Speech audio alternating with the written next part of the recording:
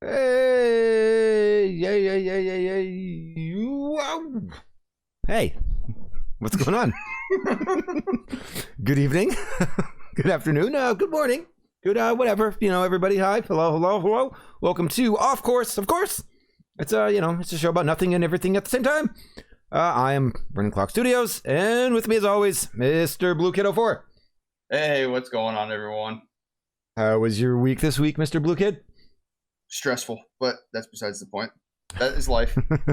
Everyone needs stress. No, we don't really need stress in our life, but we have to take it anyway. That's why we have this show, so no one is stressed anymore. Yeah, exactly. It's the immediate killer of all stress in everybody's life. Right. Oh God, what are we doing? What are we doing tonight? So we got to finish off one of our topics from last week, which was comics. Did we start comics last week? We did not. We didn't get close to it. We ended up going way too far overboard and got lost. Of course. Right. I know we wanted to discuss a little bit more with video games, not just our favorite one, but everything in general. Just broaden the topic, and then I figured since we only did one food thing, I figured we'll talk about food, favorite place to eat, something like that. Okay. Go from there. So comics, continue video game stuff, favorite food stuff. Easy peasy. We can do this. Comics. Are you a comic reader, or were you ever a comic reader? Yes and no. Not exactly like full-fledged, like all about it, but I kind of did, like here and there, but it wasn't one of those like I've got to collect all these ones and read them all, and you know what I mean? Okay. Was that when you were younger or like recent? Yeah. Or? No, younger. I haven't really looked into comics since I've been older with it, to be honest with you. Gotcha. Oh man, I was into comics my whole life, I think. What ones? Like what one were you? Well, when I was younger, when I was just just a little lad, X-Men was the rage. Okay. So 90s X-Men was like that was the rager. So that was like going to the gas station, like at that time would be going to the grocery store or to the gas station, and they always had like the rings of like the comic book shelves, and you could get like the latest copy and stuff. You didn't have to go to a comic book store; they had them in gas stations and stuff. Right, gas stations, grocery stores. But I was like pretty much everywhere you went. Oh yeah. I was week to week with like X-Men and all that kind of stuff, and then that got turned into. I got really into Spider-Man and the Amazing Spider-Man, like the old Amazing Spider-Man. Super. Okay. Gotcha. Yeah, I mean, I comics wise, like I was X-Men. I'll say X-Men because I was a huge X-Men fan, especially when it was on like Sega. Mm-hmm. When they started bringing the games out on Sega. Even doing like Ninja Turtles. Okay. Was a thing. Like reading those comics even. Now hold on. The original ones, like the black and white original ones, or no, the ones right after the ones that came out in like the 80s. Because I think, well, didn't the original one come out in the 80s or 90s? Was it originally 80s or was it? The original one was two guys, I think, and they were black and white, and they were like ultra violent. No, it was after that then. Okay, gotcha. Which I think that might have been the 90s then, the early 90s. The 90s would probably be like the color stuff after it got kind of blown up. Like, because before it was popular, it was like black and white. You know what I mean? Yeah. No, I did those. I mean, I looked at like Batman, things like that. Like, like the older DCs. I've kind of read. My cousin had them, so it was like one of those like, here you go. Gotcha. Okay. But I couldn't tell you which ones I read, which ones I didn't read. Spawn was another one for me. Like when I was a kid. I remember Spawn, but I never got into Spawn. Dude, I don't even think I got into it. I just bought it because at the time I was a kid and they were like violent, and I just wanted to see the violence. Yeah, well, at that point, you might as well. Yeah, why not? I don't think I ever understood it. No, I definitely didn't, because I still don't know anything about it. I don't know anything about Spawn. I know nothing. Absolutely nothing. Yeah. I was super into like just Marvel stuff, and then I read Spawn, and that's about it. But I always liked the Marvel. Like I was always a Marvel person. Yeah, I mean, I like both. Don't get me wrong. I really like both. Growing up, though, I was definitely more DC than I was Marvel because I really like Batman. Really? Yeah. So, like, Marvel things I would do were, like, X-Men. And then it was Batman. And then, like, I never really, like, was into Spider-Man and stuff like that until, like, down the line, like, 2000s, like, when the Spider-Man movies came out, with Tobey Maguire movies. Oh, yeah. Spider-Man. That's when I got back into being, like, Marvel. Like, I knew what Marvel was. I knew who the people were, but it wasn't like one of those like, okay, yeah, sure, don't care. Right. See, I always wish I wish I would have been able to because I've gone back and I've read like the most of the original lines of all like the famous Marvel stuff, like the original. Yeah. No, of course I read them digitally because you're not going to find a actual copy. You know what I mean? Right. But like I've read pretty much the entire Amazing Spider-Man and the Incredible Hulk and all that stuff. And I love them. Like I like the original stuff so much more. I don't know why. I love it. I don't mind it. I know a lot of things got thrown off with the originals because a lot of the originals were more violent than what they're portrayed for nowadays. Yeah, yeah. And there was a lot of different stuff. There was Jack Kirby, who was like the artist at the time, and he made the Kirby dots. They were called famous. They were all these little tiny dots that were in every panel. You know what I mean? Yeah. So like if you read a lot of the older stuff that Jack Kirby did, you'll see a lot of those Kirby dots, and it's really interesting. I'll have to look because I never noticed that. Mm-hmm. I never looked. And I think a lot of people like steal that, not steal, but I mean a lot of people use that imagery on a lot of like even pop culture like art today. You know what I mean? He started it with comic books, which is really cool. Well, a lot of those old comic book writers, like even like Snoopy and stuff like that, like they did their own little type of things in the panels and stuff, didn't they? Yeah, I don't know if they did anything that was like crazy or anything. But I only know of obviously Jack Kirby because of Marvel. You know what I mean? Right, but I'm just saying. I mean, I'm pretty sure like people even I'm pretty sure like the guy that did like Looney Tunes and Snoopy and stuff like that. I'm pretty sure he did some oddball stuff like that too. Some sort of like his I would assume. I would assume if everybody has some kind of like hidden kind of thing that they're doing. Like his MO type deal. Yeah. Yeah, a lot of this. Go ahead. I'd have to really look back into them because I'm really curious now to like see how a lot of them has changed from back when they were out or originally brought out. You're right. Till like they're portrayed currently. See, I always like the original stuff more. Only not because it's like cooler to. It's because it's like it got so far now with these things that like everything has multiverses and all this kind of stuff, and it's just like okay. I mean, sure, like yes, you can write a good story under a multiverse or yada yada yada, but it's like I like a world where that didn't need to exist. You know what I mean? It was just one straight. Yeah. One straight thing, no matter what. That's why I like the Amazing Spider-Man so much because it was such a long story that had so much shit that happened in it. You know what I mean? It was just super cool, and it was violent as shit. Violent in the good. Was Spider-Man that violent? It wasn't violent in the sense of like blood and all that kind of stuff. It was just some of the choices that were made to what are conveyed into like movies today are much different. Like figured. Like the Gwen Stacy death in the comic book was ridiculous, like in comparison to now. You know what I mean? Like in the movies, it didn't really work that way. Right. Well, I noticed that now too. Even a lot of like bringing in new characters with the new like movies and the universes and stuff. Mm-hmm. The way that they're brought in is nowhere near what they were in the comics. Yeah. If I remember correctly. And now I have to double check it because it's been a while. But if I remember correctly, I'm pretty sure that in that book, what's his name, the Green Goblin? Yeah, he took Gwen Stacy over to London or something like that, if I remember correctly. And I don't remember if he like did something to trick her into like sex or something and impregnated her, but she was pregnant, and he threw her off a bridge. I mean, that's a goblin type kind of move because goblins are shisty little things like that. Yeah, if I remember correctly, though, she was pregnant, and then I don't know. I do not know. That one scene did kind of happen though, where like Peter Parker tried to save her, and at the last second, like you know what I mean? Yeah, I don't know, like the whiplash kind of deal or whatever. But that's like and I don't want to ruin it. I mean, I kind of realized it today of how screwed up it is, but they're bringing back stuff that's been around for like that kind of like lost track unless you're like a diehard. Mm-hmm. Like I don't know if you watched on Disney Plus the WandaVision. Yeah. Oh yeah. Yep. Okay. Did you watch the most recent one? Yep. Like the one that just came out this past. Oh yeah. Now they're starting to combine Fantastic Four into it. And she's supposed to be, what's her name? Oh God. Agatha. Not Agatha. Well, Agatha. The other one. That's the other the hero that just got in there. Rambo. Monica. Yeah, Monica. Yeah. I think she's supposed to be She Okay. could be the next Miss Marvel, also. Nope.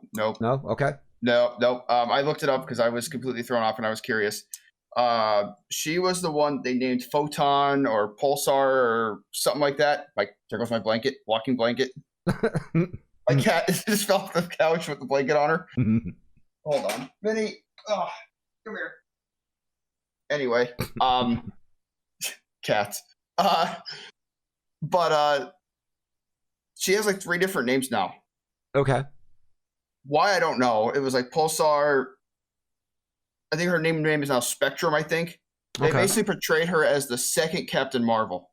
Oh, okay, got it. Yeah. That's what I was thinking. But she's like the second Captain Marvel, and then I guess they brought Agatha in. Right. Which was from 1970s Fantastic Four. Right. That's older, yeah. Yeah, that got kind of... So they're now starting to combine all these, I guess we'll call them universes, into one now. Yeah. Cat blanket, Big Ben. Yep. Yep. Yeah, I'm not sure. Like, I'm digging WandaVision. It's super good. I'm liking it a lot. I like it.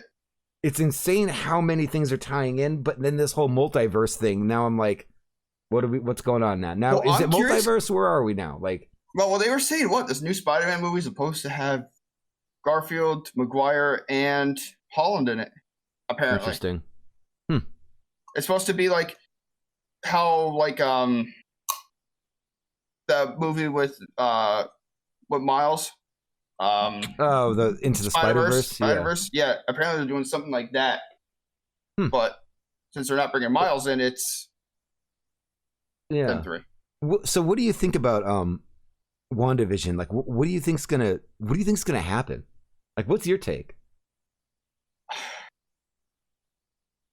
I don't know, because it's like I didn't expect Fantastic Four to get pulled into that, so that threw me off. I think they're going to pull in Doctor Strange somehow. So Doctor Strange, I heard, was rumored to be part of it for the second one. Like, isn't he really the only one that can kind of stop everything to some degree? Doctor Strange, Spider-Man. Apparently, the new Spider-Man movie is supposed to drag somewhere into this too as well. Interesting. Wow. Okay. But I thought maybe knowing that Doctor Strange was going to be the one that was like coming out of this. Right. I thought maybe he was the one fighting Wanda's power. Oh, okay. Got it. You know what I'm saying? So like how you saw like at the edge of town, everyone's like just frozen in place. Yeah. And they're like half in real reality and half not. Right. I thought maybe he was trying to fight the back. You know what I mean? Yeah. So what do you think that means for Vision? Do you think they're gonna find a way to bring him back, or like for good now? Or but technically, can they? Because he needs the stone, and the stone is technically destroyed. Right. But they were trying to find a way to revive him before Wanda took him into her reality. Yeah, I'm so lost on it. If anybody hasn't seen it, and you're a fan of Marvel stuff, check out WandaVision. Right. But I don't know, because I don't know. It's just like a whole I really wonder if they're starting to drag. Like, are they going to start dragging X-Men into it now? Kind of. Maybe because Quicksilver. Well, that version of Quicksilver is in it now. Right, which is technically her brother, because she recast him. But the best part about that is he's in. Yeah, you say he's Quicksilver. So at that point, since she told the kids he's not their uncle, could that mean that was already Quicksilver in disguise? I don't know. Right. I'm not sure. Yeah, I don't have no idea. It's kind of all over it's not like all over the place, but it's like it's certainly like something. There's a lot of writing going on in that show. Absolutely. Yeah, it's insane what they're doing with it. I don't know. What I don't want to see them do though is like I think I'll start to get a little bit more annoyed with the movies when they start realizing like, oh, okay, some of these people they do well in the box office and they make us a lot of money. Let's bring them back. That's the kind of thing I'm like a little like, oh, like for example, like if they were like, let's bring Iron Man back to the big screen. You know what I mean? We love him. Everybody loves him. It's like, well, we'll just make another Iron Man movie in a multiverse or something like that. They'll probably do that. See, that's where I kind of like get off the ship though, or I'm kind of just like, all right, do we need this? You know what I mean? Right. Well, that's like the new Iron Man is going to be apparently rumored to be his daughter or someone that's obsessed with his studying in like a high school or something. Okay. Apparently, As long as which it's makes not sense. him. No, it's not him. It's a female because it's going to be. I don't remember if it's a student or if it's his daughter. One of the two. Gotcha. And then that's like the new Thor is technically Valkyrie. Oh, yeah, okay. So we're getting to like the young Avengers or whatever, right? Essentially, yeah. Which means I wonder if that means they're going to bring Miss Marvel into that thing. Iron Woman. Yeah, but I mean, here's my question about all that. Who cares? Like, do you think and I mean that might sound really mean, but is anyone really excited for all that? I'm not. I'm not because it's not original. I understand you got to go somewhere forward with the story. I get it. Right, but I don't know. Like sometimes, like those characters are so big and so good on their own that maybe they kind of forced the timeline of everything a little bit much. You know what I mean? Well, it's that too, and you know what? It's going to be curious because when they're bringing out this Black Widow, they're bringing out Loki, right? So I really wonder what parts in the universe story are they going to be in? Right, because isn't Loki dead too? Loki's technically dead. Black Widow, I think her story is just going to be how she got into it from when she was a child till okay, gotcha. Present. I think that's how that's going to go. But Loki's the only thing he could really do is where he came from in his story, and that's the end of it. Right. I don't know. As much as I love Infinity Gauntlet and Endgame, like I love that they finally got to that and did that because it's one of the coolest comic book arcs ever. You know what I mean? I almost wish they wouldn't have gotten there so soon because push that off until way later. Right. You could have wrote out with so many cooler, other stories. Well, that's like even like what's up? I hate the fact too because I love Deadpool. Okay. I hate the fact that they're dragging him out so long with the X-Men series. Yeah. Because there's been so many X-Men movies and stuff like that there's been not a single one with Deadpool until probably this new one that's coming out. Yeah, I agree. Ryu asked what we're talking about today. We started on comics. Eventually, I think we're going back to video games and then favorite foods. I think that's where we're at here. Oh, 1 second. My cat needs to get out, and I didn't realize I locked her in the room. Oh, boy. Lock the cat in the room. Sorry, Minnie. But yeah, I don't know what... sorry. These other these other timelines of these movies are... I don't know. I don't like it. I don't like going that route, but it's going to do it. I don't know. What's up, Age? Right, left. Yeah, I don't know how I feel about my right from my left. All this. I'm sorry. You're okay. Right, left, right. What? Can I not read? There we go. It's not that there's no love for the multiverse. I don't know. I just don't think it's necessary. Yeah, like the character, like a one storyline is so strong that it's like you can stay on it and ride it, and then it's as soon as it's like, no, let's just go to this multiverse. Let's go to that multiverse. Let's go to this multiverse. It makes it a lot harder, I think, for people to get into stuff to some degree. I don't know. They get kind of lost. Yeah, they get kind of lost. Well, they're kind of sort of doing that with DC somewhat, too. Are they doing that, or are they just still trying to make a good movie? Okay, so, there's that, too. But sorry, what DC. I'm saying, it's just like they went from, like, Batman's with, what's his face? Christian Bale. Okay. Now it's what's his face? Ben Affleck. And he's more violent, so they kind of went back to the violent roots of Batman. I thought it was the kid from Twilight or whatever. No. Wasn't he supposed to be Batman or something? Maybe in a new one. I think maybe. Yeah. But I know Ben Affleck was the most recent one. Yeah. And he's more of like the violent one, like more of a violent type of Batman. Mm-hmm. So it kind of goes back to the roots of the comic book, which I understand. And but like even that, like Suicide Squad, I know they're making another one, but the problem is that I don't think it's anywhere near the same actors. I think only two of them are going to be the original or in it from the first one. I never watched the first one. I was going to one night. I was at my computer and I was playing video games or doing something, and I wanted to watch a movie on like my side screen. It's not bad. Really? It's not bad. It's really not awful. It's not awful. It's not the best, but it's not the worst. It was there. I saw it, and I'm like, maybe I'll just let this play while I'm playing a video game. And I was like, nah, it's gonna disappoint me. I'm not watching it. I hate it. I hate DC. By the way, sorry for everybody. No, I hate all. No, I mean, I to a degree, but like Aquaman, I love who they picked for Aquaman.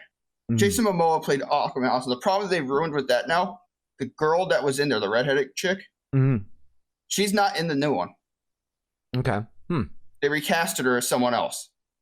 So someone else is that chick. I can't remember her name. The only DC stuff I think I've ever liked was every time I accidentally saw Teen Titans, like that cartoon. Oh Jesus! I know what you're talking about. For some reason, I was amused by that. That was a good show, I'm not gonna lie. But also, what they ruined was the Joker. That's also kind of what pushed me away from DC. They ruined the Joker. Yeah. Although my favorite thing that they've ever made was the Joker movie, just Joker.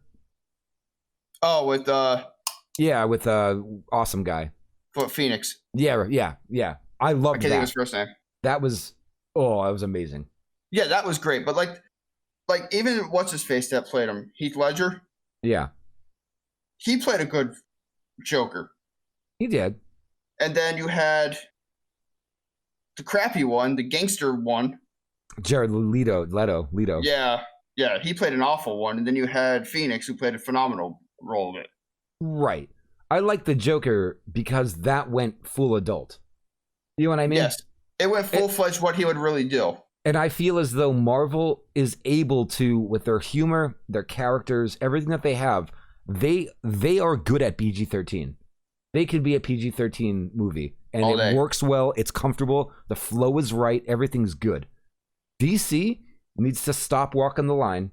Everything they make needs to be dark and R. If they want to do well, that's it. And I think everyone has said that. I don't think it's just me. No, and I think you're right, too, because DC, if I remember correctly, back to the roots, have been more violent than Marvel. Absolutely, yeah. So I think they need to stick to that. Because I think that would, like you said, that would do really well for them, to be honest with you. It will. It's a hard thing, because I know once Batman gets involved or, whatever, they want to, the young, like the kiddies, they want to sell toys and they want to sell whatever, so they always dial it back, Right, which I understand. Don't get me wrong, I understand that, but it's not. I don't know, though. At the same time, maybe if they just had good, like really good writers, they can pull it off, though, also. Not to shit on their writers, but let's be honest, man. Some of this stuff is like what was it? I think they Batman versus Superman was one of the worst movies I've ever seen. Oh, yeah, I know. That was absolutely one of the worst movies I've ever seen. Their problem with their downfall was they waited too long in the scene with Marvel. Marvel jumped ahead of them by light years because of all the movies coming out. Right. If DC played competitive with them, I think it would have been a lot better. Because they could have kind of almost played off each other and just kept going, getting better and better and better and better and going up. Age was saying that the Suicide Squad Joker was gimped to hell. They cut like 80% of his screen time. He was just awful. Like I just didn't. I felt like he played like a little kid that was like 15 years old trying to be like a gangster. You know what? There's something else I was thinking about too. As you were like when you were talking before, it got me thinking. Everything. Big difference is not just the flow of the movies in the writing and everything like that between Marvel and DC. Right. Marvel is allows every character to have comedy. They allow every character to have a sense of like comedic value. And even if it's not that character, they have a sidekick who's funny. Or somebody's funny. The shit's always funny. Right. It's some way, shape, or form funny. They'll never let Batman be funny. They'll never let anybody around Batman that's funny. So there's never humor in any of those movies. There's never feel-good moments. There's nothing like that, Which is why they have to go to the route of being like a rated R movie. Right. And it's almost like what I watched the other day. I watched to go to bed. I was like, I wanted to watch a movie, and I watched Infinity Gauntlet because I wanted to watch it all over again. So I'm watching Infinity Gauntlet, and my brain's telling me like as I'm watching it, some funny stuff's happening, this and that, and then I'm like, like every time, like Robert Downey Jr., hilarious. He starts arguing with Doctor Strange, hilarious. Like, it's just a funny argument that they have with each other. Then as soon as Guardians of the Galaxy show up, it's like instantly you know it's going to be funny, and guess what? It is. You know, and you're laughing, and like that is what they need. They nailed it in every regard. DC just doesn't do that. And now I never saw Aquaman or anything like that. Like, I don't know if he's funny. I have no idea. He's pretty funny. It's just his personality of it. Mm. Batman in the Harley Quinn show is actually pretty hilarious at times. Is the Harley Quinn show, is that a live action thing?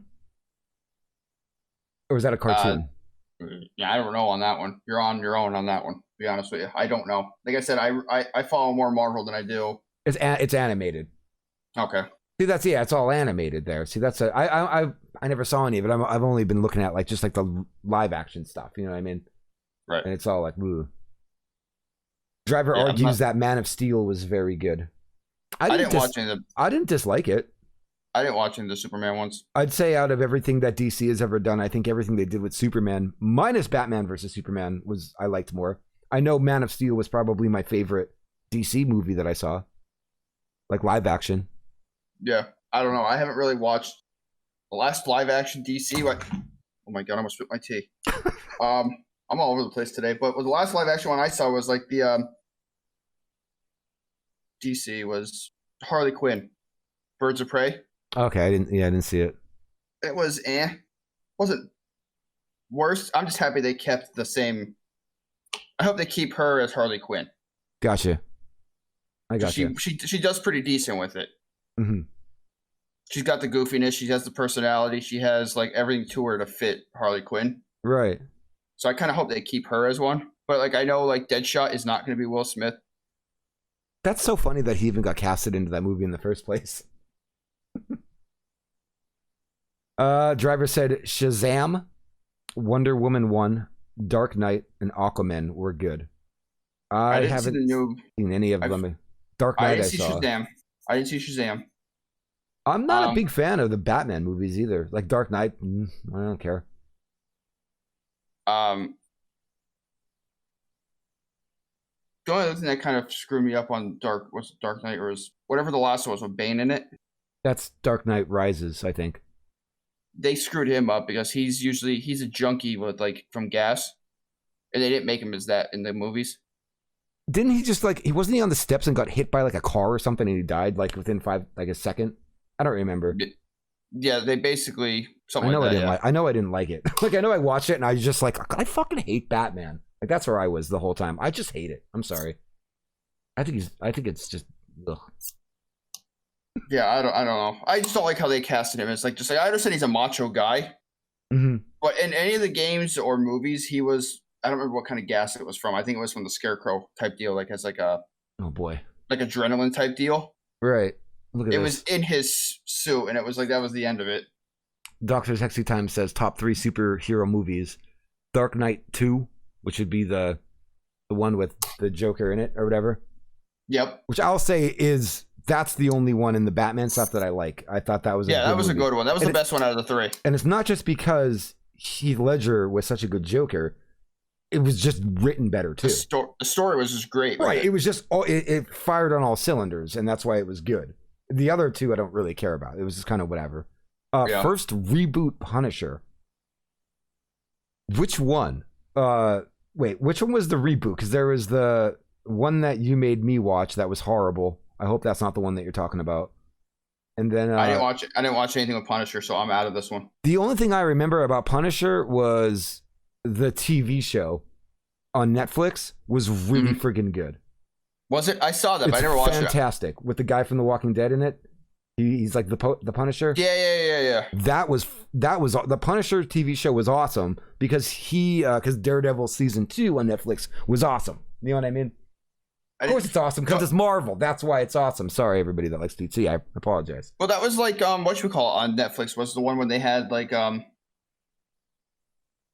when can't even think of the names now of them. I don't remember if it was DC or Marvel. I think it was Marvel. Where they did like I think it was like the Defenders or something that they called them. Wait, what was it? Was it Defenders? Hold on, I gotta look now. Defender. It was DC. Hold on. All I know about is Justice League of America. That's all I remember with them. I guess I should probably see the first Wonder Woman. I didn't get to see that yet. I saw the first one. Is it good? Yeah. The second one, I didn't see the second one yet. I heard that was really bad. The series on Netflix that did Jessica Jones and it combined like Jessica Jones and all of them into one. I can't think of the guy who played Luke Cage. Luke. Yeah, so that whole series when they put them all into one was phenomenal. It was pretty good. I've seen all of them. Yeah, Luke Cage was probably my least favorite one. That was a little slow. I watched the one where they combined them all because I didn't really. They're not really like well known in the like. Minus the scene where Luke Cage put his hoodie on and he was listening to "Bring the Motherfucking Ruckus" by Wu-Tang and walked into the bank to that house and stole all the money or whatever. Yep, that was awesome. The Thomas Jane Punisher from 2004 deserves more credit as it was foundational shift in superhero movies. Dude, I don't know though. It wasn't that good. That's the problem with that movie. It was just not really a good movie, in my opinion. I don't know. I didn't really like it at all. It just didn't feel good. I don't know. It was like there was other movies out that were better, like X-Men movies and stuff. You know what I mean? Like all the X-Men was out prior to that. Right. Wait, Driver just subbed to me for 3 months. Hey, Driver, thank you so much. I appreciate it. Thank you. You're streaking.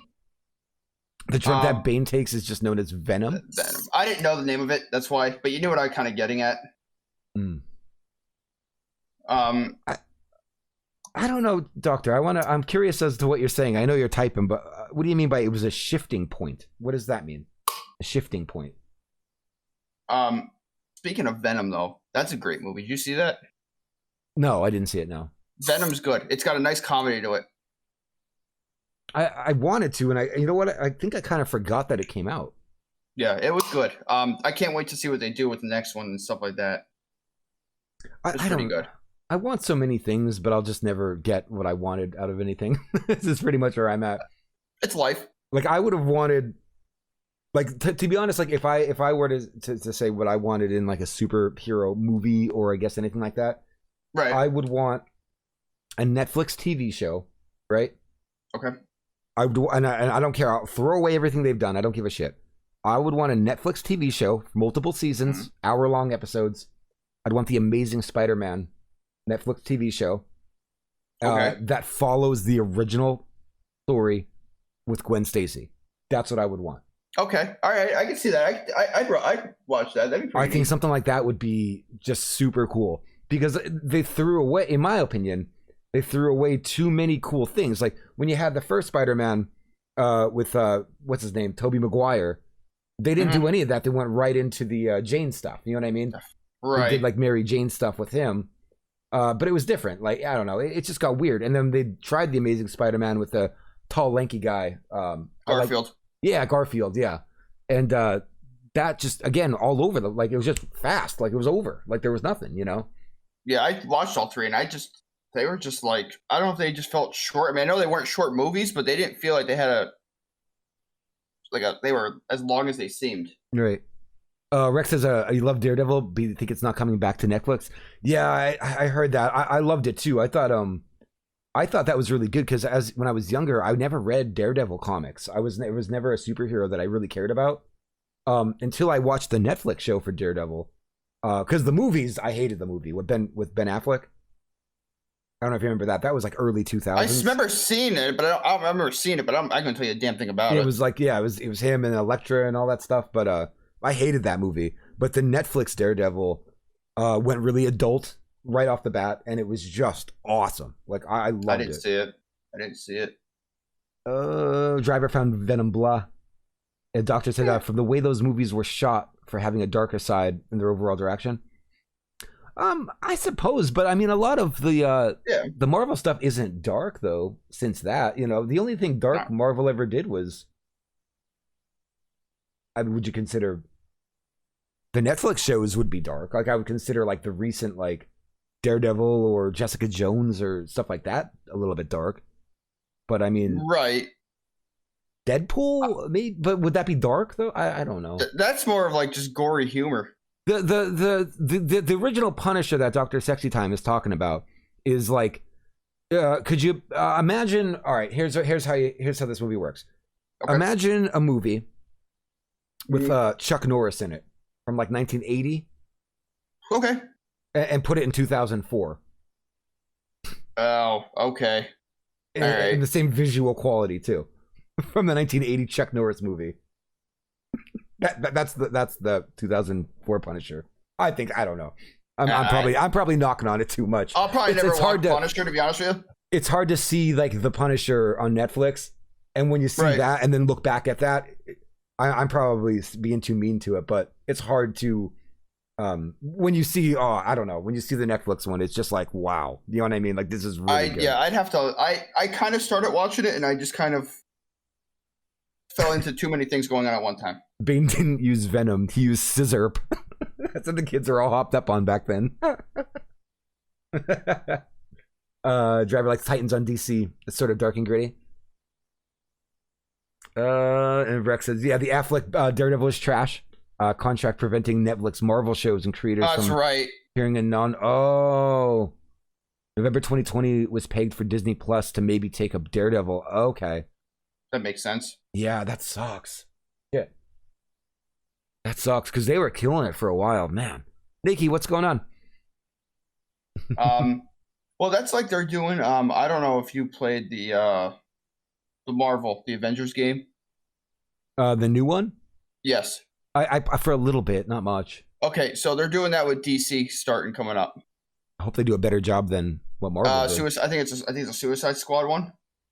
What do you know? What video game company is releasing it? Because the Marvel Avengers game, they were holding gold bars. They were holding gold bars with that game, and then they were just like, "Well, we have something here. Let's turn these gold bars into I don't know, herds." And yeah, it went downhill.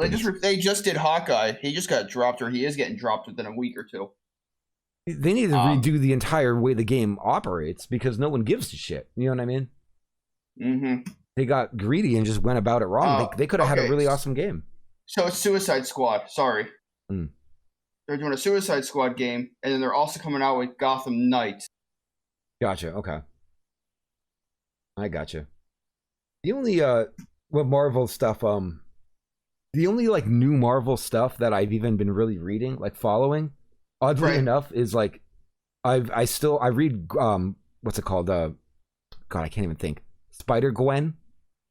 So like from season or volume 1 of Spider-Gwen, I picked that up because I love the art style of it. Like I think it's one of my favorite if you ever look at if you get a second, just Google Spider-Gwen and like look at some of the panels from inside those comics. Whoever did the art for like the Spider-Gwen art, man, it blows. I really like it. It's right up my alley. But I'm really digging Spider-Gwen. I think that's good. I haven't really been reading much.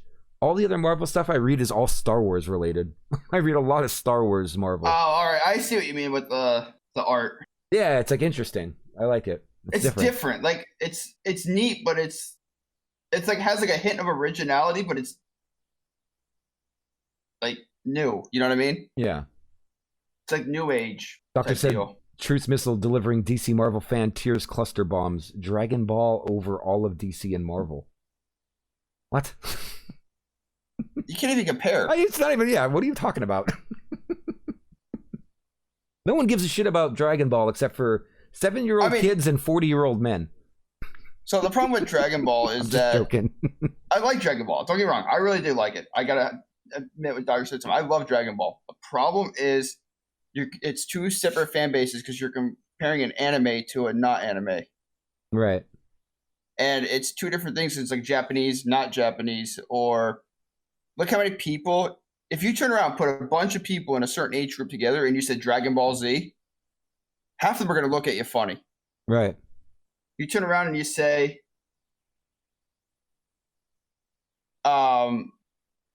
you say Spider-Man or Deadpool, and you say Goku or Vegeta, they're going to look at like Goku and Vegeta like, who the hell are these two guys? Yeah, the Goku and Vegeta are not really a household name the way Spider-Man is.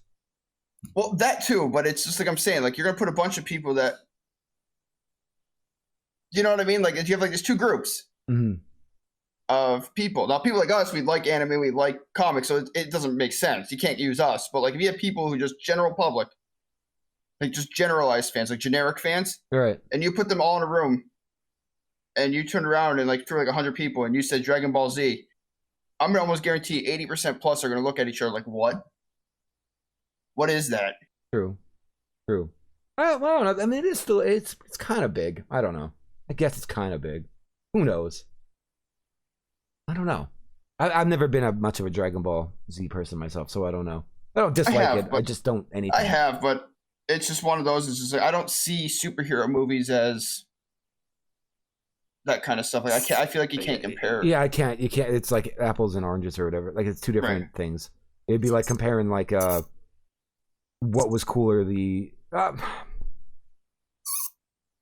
I don't know. yeah, you're right. I don't know. It's a hard way to go about it. It is. It is. But I'm not. It's most likely any kind of video game person or whatever knows about Dragon Ball Z. But like I said, if you just threw those people that go to see certain movies just because of the name they hear, right? They're not going to know. Vice versa. It'd be the same thing if you just threw a bunch of anime loving people in that didn't watch comic stuff or superhero stuff. They're going to be the same concept. It's just, but they probably do though. Like people that most likely, anime loving like convention anime people. I don't know anything about them, but I would assume that they've probably saw the Avengers. Oh, most likely. Like I'm sure they have. I'm not sure everyone that saw the Avengers saw Dragon Ball or read a manga. You know what I mean? Like I guess so. I can't compare them. It's too hard. Oh yeah, Rex was saying WandaVision ain't bad. Very meta, tons of references. We were just talking about that when we opened it up. We were going on about WandaVision, and now we both really like it. It's interesting. Like I look forward to seeing it every week, just to see what the hell's going to happen. I guess at this point it could pretty much be friggin' anything. I mean, yeah. There's an X-Men anime on Netflix. I did not know. There is, and I don't remember. I don't watch it, but yeah, there is. I don't really watch any. The only thing I remember X-Men animation is like the 1990s cartoon with the awesome intro song. You know what I wanted to watch? Speaking of 1990s stuff, I kind of wanted to watch it on Prime, and I didn't do it. The Tick. Oh yeah, the Tick. Yeah. I wanted to watch because I remember the cartoon. I used to love the cartoon. I remember playing the video game and everything. Mm-hmm. And I saw that was coming back. I was like, I need to watch this, and I have yet to do it. Doctor says the people who don't know what Dragon Ball is are the same people who go to the infield of NASCAR races and get cozy with their sister. Although you want to have a party, go to the infield of a NASCAR race, and you are not going to remember the weekend. Age made a good point here. Age made a great point. You think most of anyone who plays video games would know what Dragon Ball Z is, right?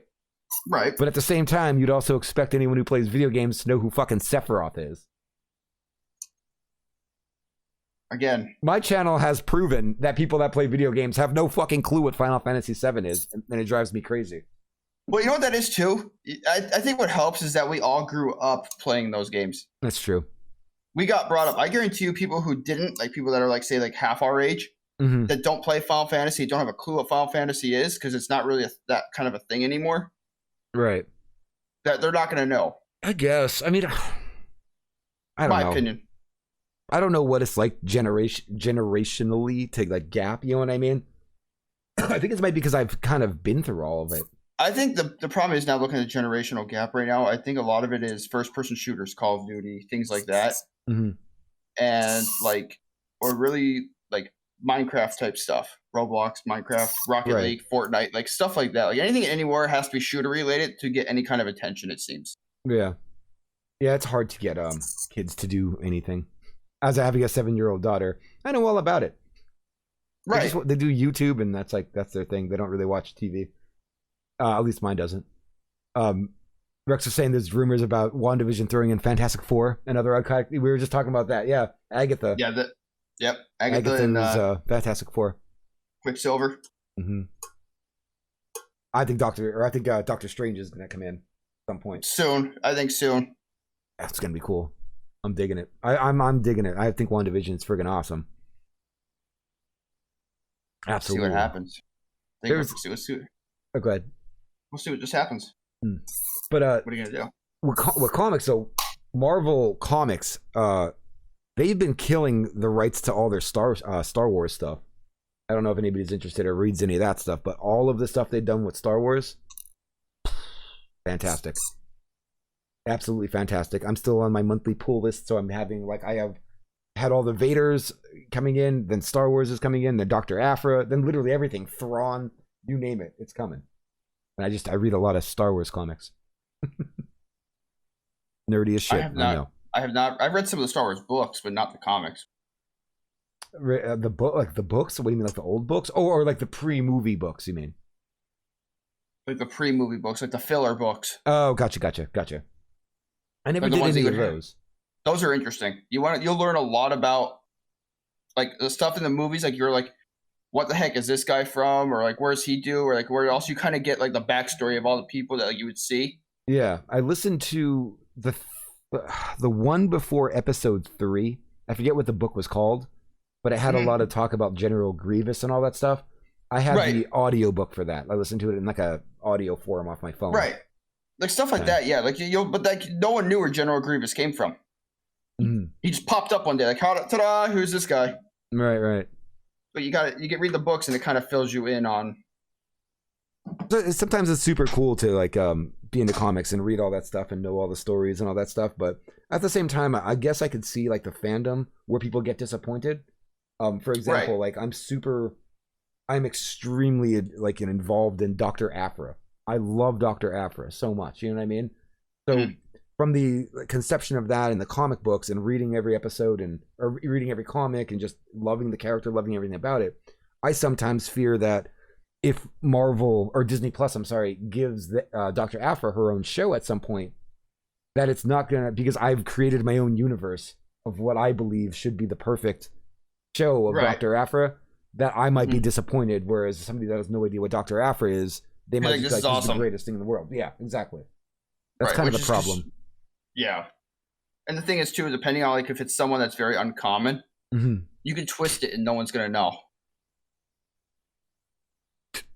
Doctor, you're such a dick. I just can't believe that Square Enix gave Cloud from Kingdom Hearts series his own game. Jesus. Say what? Kingdom Hearts is one of the best games out there. No way. Really? I love it, dude. Game is phenomenal. Why? I love Kingdom Hearts. What do you love about it? It's just it's such the mix of everything. It's a mix of Disney stuff with like not Disney. Like I just like whatever way they do it. I just love it. The gummy ship. They are bringing it to PC finally. Boy, do we need it on PC? Yes, we do. 100%. We do need it because I will play it again. I think I might. I mean, maybe I would like that game if I understood anything about it. The story makes zero sense, and it's never going to. And people could try to explain it, but we don't have 45 minutes to listen to their explanation that we're going to forget about within 3 minutes of them explaining it. Right. And yeah, the combat to button mashy. I agree. The combat's kind of borked out to hell. It is. It's a button masher for sure. I'm not going to turn around and tell you that, but. James, I'll check out what Ryu linked in a second there.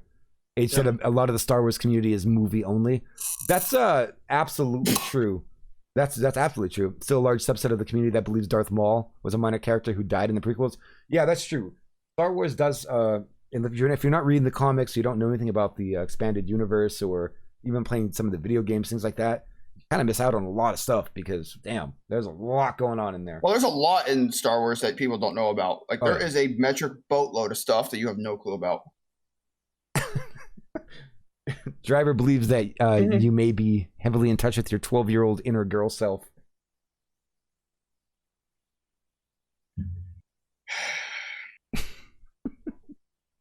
I don't like Kingdom Hearts. I never did. I do.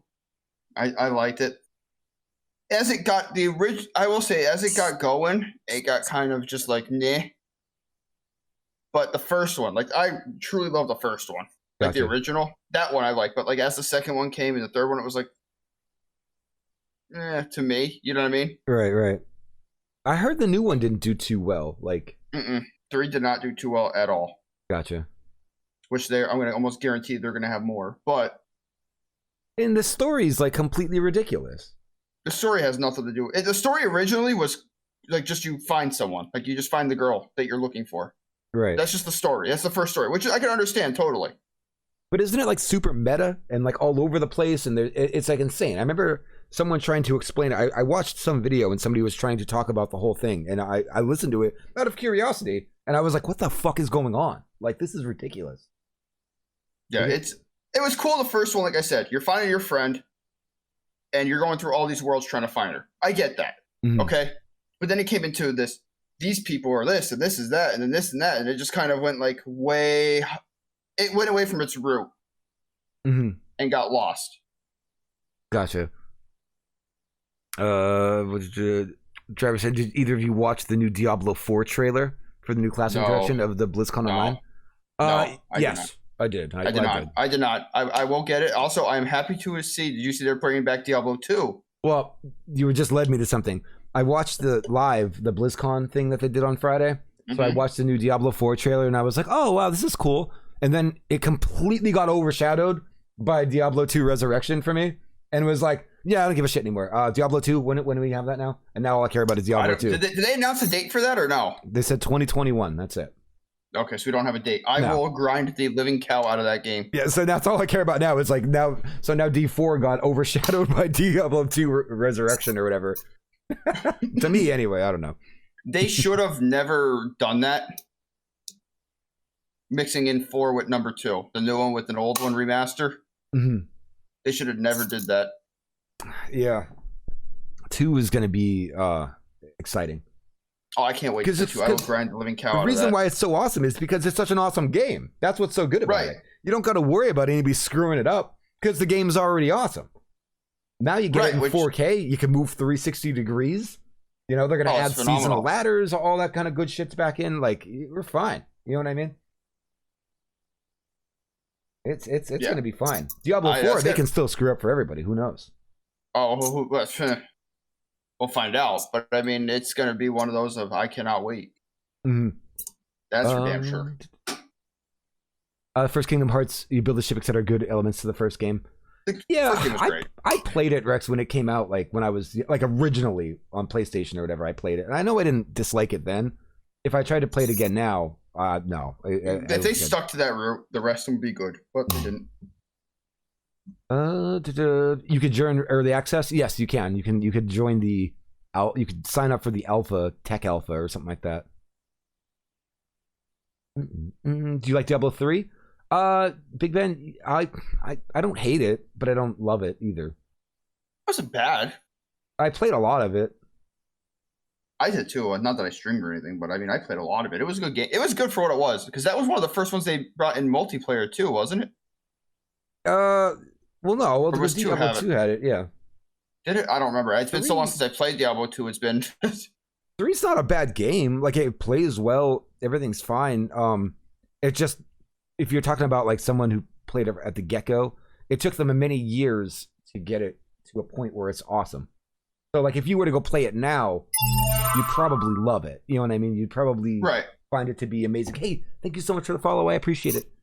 You'd probably find it to be like absolutely amazing. But I don't know. But it also has separated seasonal ladders, which is nice. You know what I mean? Like you could run a solo. Well, not solo, but you could run like a hardcore ladder. You could run non-hardcore ladders. You could run groups. You could run non-groups. You could see where you are in the world. You could do all that stuff, and that's kind of cool. You know what I mean? Gotcha. Okay. It's been so long. It's just I didn't read anything of it. I saw the email on my phone from BlizzCon saying, "Hey, we're Diablo 2 remaster is coming out." I was like, "Oh, yes, please." Yeah. Diablo 2, one of the most rose-tinted glasses game. Never understood the hype. I don't know, man. A lot of people spent a lot of their life in that game. Just like I remember, man, when that was out, man. I remember my friends. My friend was dating this girl, and her brother was like, he was younger than us. He was in high school, and we were out of high school at that time. We just got out and all that. He was like obsessive with it. Like he didn't leave his house. He played Diablo 2, and he would get certain items and he would sell them on those like websites where you can trade or yeah, right, okay. He said he was making like $400 a week or $300 a week or something like that. Well, that's like wow. And he played that shit 12 hours a day. He didn't stop, and he made all that money weekly. He was like, every week I need to make this much money playing Diablo 2, and he was just obsessed with it. You know what I mean? Well, they did that. That's like wow. People do that and go nuts with WoW. I don't know. I liked it because I liked the way it was set up. Like I liked the skill set and the way Diablo 2 was set up. It just felt good. The environment felt good. Everything was cool. So here's a stupid question, and I think it's game 1. You'll know before, but I can't remember. The secret cow level. Yeah. Was that 1 or was that 2 that came out in? 2, I want to say. Was it 2 or was it 1? I don't remember. I don't even remember 1. I haven't played 1 in so long, but it's in 2. I think it's came out in 2. I hope. Or maybe it's both. I don't know. I hope to God they have it. I hope to God they keep the secret cow level. Essentially the one whose shallows how they casualized Diablo 3. Yeah, I don't know. I liked I'm one of those people that maybe the low percentage of people, but I loved the launch of Diablo 3. I loved it. And I like Diablo 3. I talked about it before. I know I did, but I was one of those lower, like those people that are not of the popular opinion. I fucking loved the Real Money Auction House. I loved it. Don't care what anyone says. I loved it. It was my jam. It was like, and it was harder too. The game was harder. That's what I liked about it. Like if you play on hardcore, like stupid me does, there was a point where like anyone was trying to play Torment and you wouldn't even be able to get through all the acts. Like you were genuinely like, I've made a spot, like I've hit a place where I can't even progress beating the game. And you had to go back and farm for days and days and days to try to just get a little farther. It was just harder, you know? Now you jump in Diablo 3 and you're in Torment fucking 16 or whatever within a day. You know what I mean? It doesn't matter. The difficulty is not there in those degrees anymore. It was a different game. You know what I mean? Right. Like when D3 released, I thought it was a different game than what it is now. And that Real Money Auction House system, I friggin' loved it. I don't care. I thought it was awesome. I thought it was so cool to sit at your computer, play the game, grind some stuff out, get an item, be like, huh, sweet. I'm going to see if I can sell this for real money. Holy shit. This person wants to buy this for $100. Sweet. And you just made $100 playing a video game. That's awesome. That's the world I want to live in. I want to live in a world where the game gives me money for playing the game. That's awesome. Right? Like seriously, yeah, I'm tired of this bullshit. Achievements, and points, and scores, and ladders. Give me real fucking money. You know what I mean? That never happened, but it did happen. It did happen. That's why it was awesome. Well, then, yeah, you'll never be able to do that now. Fortunately. Well, yeah, you can. They just need to find a game that everybody agrees with. Everyone just has to agree that they like it. And once everybody finds a game, it's done in a way, and everyone likes it, then boom, we're good to go. That's what we need. That's what I want. Just make one. Just make one. Sorry, I'm catching back up here. I know. I was just trying. Ryu said why they already announced the offline mode for remaster. Yeah, they're gonna have an online and an offline, and they said they have a team that's working on obviously all the duplicate, like the duping and the the cheesing. But at the end of the day, you could still play offline and be away from everything. You know what I mean? Right. I'm assuming nowadays in 2021 they'll have much better online systems in check for people that are like duping items and like doing all that kind of shit. Well, let's put that in perspective. If you look at D3, if you look at the D3 ladders, the people that win the D3 ladders seriously only win because of time investment. They could grind out an endless amount of Paragon, and that's how they win. But they're not duping items live on the live servers or anything like that. You know what I mean? So I would assume that. Well, that's like anything with cheating anymore. It seems that a lot of games now, I can think of one in particular. I'm going to guarantee the chat goes nuts when I say it, or can already guess what game they allow cheating. It's kind of ruined a lot of game series because they're not portraying some kind of anti-cheat system or anti-hack system, and there's ways to get around it without getting caught. I'm speaking of first-person shooters here. We can all guess of what game it is. It is Call of Duty. The new Call of Duty, either Cold War or Modern Warfare do not implement an anti-cheat system. They base it off how many people want to report you. Oh, really? They know walling, aimbot, things of the sort are in Warzone, which is one of the biggest things. Yep, Warzone. But it's also in the multiplayer, because multiplayer kind of got put in the back burner because no one gives a flying tissue about it. They want to bother with Warzone. Right. But they willingly allow cheating. Right. Also, when they came out with those things that got leaked by Activision for people that pay to play. Mm-hmm. So you buy the weapon skins, you buy the tracer packs, the weapon rounds, you are instantly thrown in and get buffed over people who do not spend the money, because you're not spending real money. Also, I don't know if you've heard of it or some other people have heard of the Titan 2. I don't know if you've ever heard of it, Titan 2. Titan 2? Titan 2. If you've ever heard of Titan 2. No. Oh, what am I thinking? Are you sure it's not something else? Something Titan? Nope. Or Titan something? Titan 2. No. Titan is number 2. Basically what it is, it plugs into... Where's my controller? So you know like when the old Xbox controllers, you plug into the bottom of the thing for like your headset? Yeah. It's that. And it allows aimbot without being caught. Mm-hmm. You hit a button and it aimbots. Oh, okay. But you can't trace it because it's not technically modding the it's not modding the console, you're modding the controller. Oh. Interesting. Well, is there any game that doesn't any first-person shooter that doesn't have broken cheating people? That don't get caught? Yeah. I'm sure there's a lot of them, but I'll tell you right now, one that's very strict is Rainbow Six Siege. Mm-hmm. What about like if you go and play Counter-Strike? You'll get banned. They have a cheat system in. When you download Counter-Strike, when you download R6, they throw in an anti-cheat system, and you'll see while you're playing, people get banned. Oh, really? Oh, yeah. Oh, okay. You'll see all of a sudden, it'll say, been banned. Gotcha.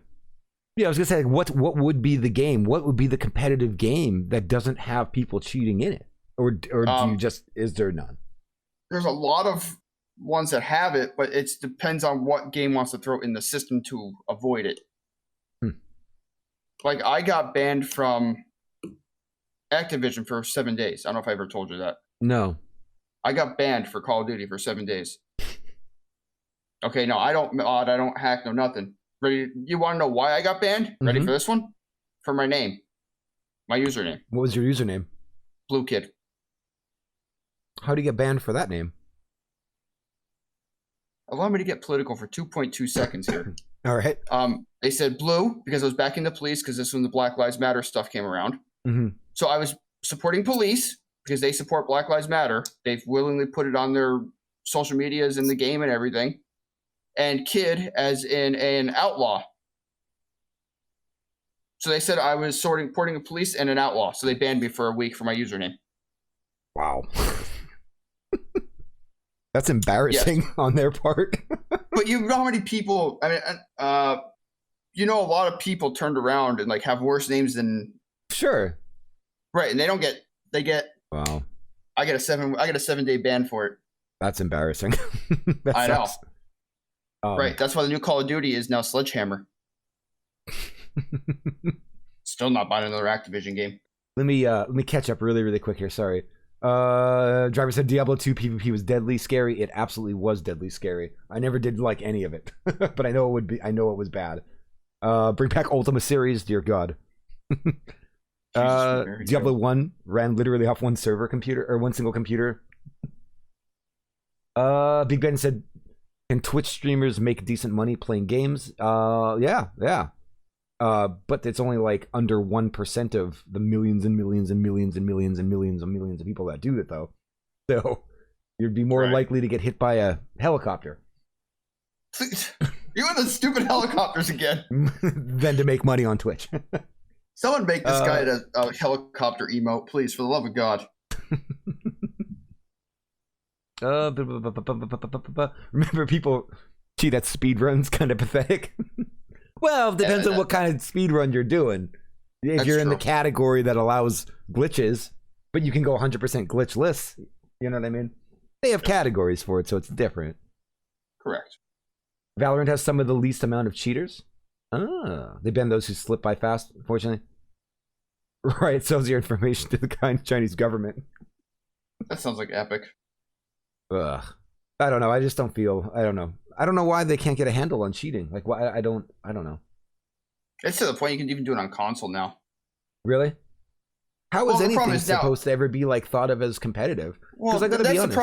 Or go ahead. It's competitive. Like, all right, I'll use competitive. I'm just gonna stick with Call of Duty because I was an avid COD player for the longest time. I still kind of am, but you have mouse, and you have keyboard. Mm. Okay, then you have people on controllers, Xbox, PlayStation, whatever the case. The problem is that they give the special, saying that because the PCs are so high tech, so much response, better aim, because you're more, better accuracy because you have a mouse. Mm-hmm. You get aim assist on a controller. Right. Which, for those who don't know what aim assist is, it pretty much helps you aim close to the head, the body, wherever the case. If you're slightly off, it'll instantly move it over for you. Yeah. Like if you're trailing somebody, does it like bump you forward onto them? Yes. Or like if you're like turn around and say like you're right in front of me, but I accidentally aim here, it'll kind of compensate because you can't be, your thumbs aren't as accurate as your whole wrist movement. Gotcha. So they add it. But the kicker is you could play mouse and keyboard on your console and still have aim assist. Really? Yep. How do you get aim assist on your mouse? Because you can't adjust DPI or anything. It's just only the sensitivity in the setting. Okay. So you can use the aim assist on your mouse, but you can't.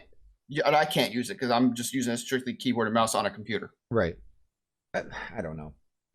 It kind of saddens me that all those games are like that, and it makes it harder to watch a lot of stuff. Like even like.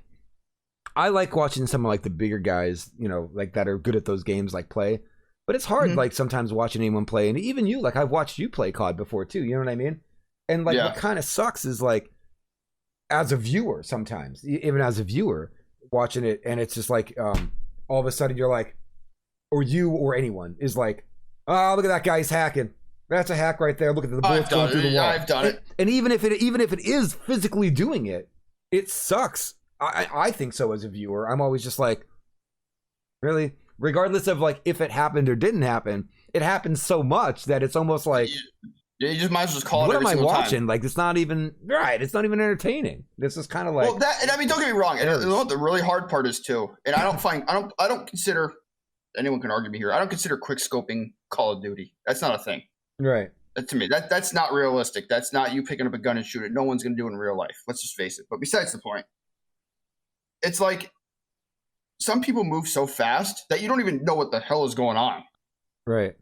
I mean, I have my DPI set for 2000 when I play COD and it's quick. Mm-hmm. But people are like 10 times the speed of light and they're like quick. They're like hitting like headshots like 70 meters away. It's like, how the hell did you even see him? Right. I don't know. It's all meh. It's all meh. That's why I won't bother playing it. I do it, and when I get aggravated, it's like, okay, I'm done. Right, whining about lag is part of my COD experience, even when it might not have been lag or cheats. Right, always the case. Lag's it's always like always the case. They're always like this. Watching it is so funny to me because like someone will die, and like obviously you got killed. Like obviously the guy, whoever I'm watching, like you got killed. The guy killed you. Right. And whoever's streaming it or whatever is always just like, no, like fuck, can you believe this fucking asshole would do something like that? Like who plays like that? What a horrible person. Why do they play like that? And then they go into the next round and then they just shoot somebody like in a weird position, and that's fine. That's fine. But like, that guy that just got shot is like, who the fuck plays it like this? Why you fucking shoot me? It's the same fucking thing. And it's just like, God, I feel like these are all a bunch of babies. You're all a bunch of babies with dicks in your ass. I'll be guilty. I'm complaining. I'll complain. I'll tell you right now, I complain all day. And you witnessed me complaining about it. You have witnessed me doing it. I have witnessed you. I feel like and I'm going to call them everybody out. I feel like 99.9% of FPS players are fucking babies. Quit playing fucking stupid games. Certain games like games, that. Nerds. Like I'll tell you right now, I'm god awful at Counter-Strike. CS:GO, I am god awful at it, and I will just not like make any excuses. Me being god awful because I'm just awful at it. It's just no way around it. That was like the only one that I ever really liked. CS:GO, yeah. I like CS:GO. I thought that game was good. So do I. I'm awful at it, but I'm good. But I don't know. I'm just not that much into those games either, though. Right. I like Battlefield 2. The Star Wars one. 6 is coming out. It's so fun. What's that? I love that game. Battlefront 2? Or Battlefront 2, yeah. I love that game. Like that I'll play. I'll play that all day. I love that game. Battlefield's coming out with a new game this year. Oh, okay, gotcha. Battlefield. 6. However, it's going back to 3 and 4 roots. They're kind of backtracking to how the old 3 and 4 were. I never played 5. 5 is awful. Which one was that? Is that the old school, like the World War II one? Mm-hmm. Gotcha. But they're bringing 3 and 4 were one of the best ones they ever came out with. And they're kind of going back to that like modern age. You know, if you were in the military right now, you know exactly what all this is. You know what I mean? I remember I played 3 more than 4. Yeah, but they're going back to that kind of. But I also believe that at the end of the day, I would be more of a Call of Duty player. I thought I was more of a Battlefield player because I thought it was cooler having the bigger maps and all that stuff until I sit down and play them both. And I realized that when I was playing Battlefield 3, my favorite server was this server called like it was called like the 24-hour meat grinder. Yeah, that's what you look for. And it was like downstairs in the subway where everybody raced to its choke point and fought at the choke point. So I could just stay in the back and snipe really quick. Like I'm sniping nothing, but I'm getting headshots. And I realized that's the most fun I had in the game. Because if I played a big map and I just started running and it's been 3 minutes of just running, I'm not having fun. So I think like it's not as action packed. Right, COD was more fun for me. You know what I mean? Because it was just faster. Just go, get in and go. You know what I mean? Right, and that's the thing. It's one of those of it's a whole different play style. Like I'll tell you right now, Battlefield can get frustrating when you get stuck in like those kind of maps where you can't get out of spawn and you're always dying by grenades, RPGs, noob tubes, whatever the case. But Battlefield has a nice strategy to it. Hey, thank you for the follow, man. I appreciate it. Have a good night. Take care. Thank you for swinging by and discussing with us. It's been fun. Thank you. Battlefield is nice strategy. It's a nice strategy, slower paced kind of game. Like you kind of have to play it as you are. Like I like the physics of Battlefield. Right. The bullet drop, the leading, and everything like that. I think I just like games like Halo the most in those kind of games. Halo's fun. Halo is fun.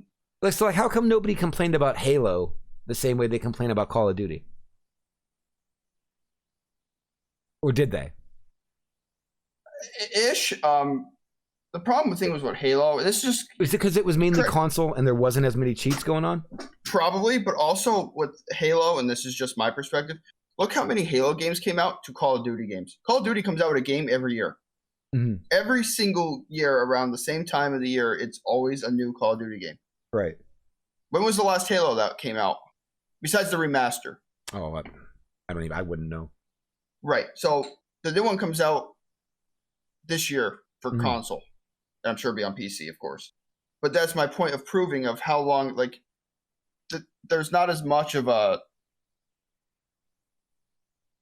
demand for it, or it's not as out there as readily available as like Call of Duty. Like everyone knows Call of Duty every year is going to be a new Call of Duty. November, October, Call of Duty. Yeah. Halo, there isn't.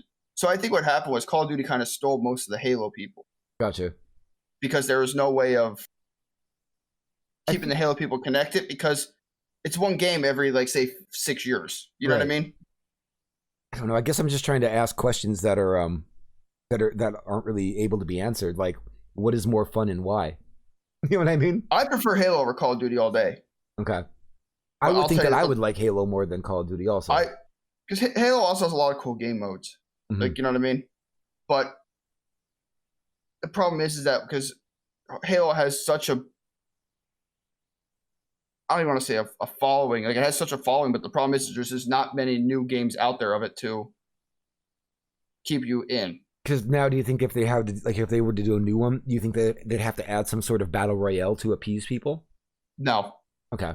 I hate battle royales. I'd rather have someone go out in front of my house and run me the hell over than play a battle royale. It's pretty strong. I absolutely despise battle royale games. They are the dumbest thing in the world, in my opinion. I never played Fortnite, so I never played Fortnite or PUBG, or I never played any of those. I played PUBG. I liked PUBG, but the problem was PUBG had no leveling system, no nothing when I played it, because it was still the beta. It was still before the original release. Right. So there was no tier pass. There was no unlocking stuff. It's just here's your character, grab your stuff, and done. There was nothing you were fighting for. Right. Yes, Driver, the WWF Battle Royale. Yes. That's a different story, but yeah, the people cheat and they spawn 3 Hulk Hogans versus 2 Ultimate Warriors versus only one poor Ted DiBiase, the $1 Million Man. And you got to add Ric Flair in there too. Right. It's just one of those. God, I'm so new to all of it. Like I've played Warzone, and I didn't dislike it, to be honest. I thought it was fine. You know what I mean? Now, that's just me though. You know what I mean? I don't know if people are cheating. I have no idea. I kind of like the idea of it. The ones that I can't do, but I would say is probably the best, would be like Apex Legends. I know that's what like Dr. Sexy Time plays and stuff like that. Yeah, I haven't played Apex. I mean, I tried it the other day and I was god awful at it. I would say that'd probably be the best in terms of like a battle royale. It's just not for me. Like, I'm not a team player, so it's not. I can be, but it's just I just can't do them for a while. It's just something I just can't do. I don't know. King Kong Bundy. Yeah, I'm very much I'm a solo guy. That's it. You know what I mean? Yeah. I've tried playing Apex with Doctor before, and it just doesn't work. You know what I mean? Because I'm like, all right, I'm with a team. I guess I'll just follow him around. And then I die because I'm following him around. And then it's like, oh, I'm just going to go do my own thing. And then it's like, well, now I'm not. Die anyway. Well, it's not that. It's just, now I'm not playing with a team anymore. I'm just doing my own thing in a team. Like, that's not helping either. I don't know. Right.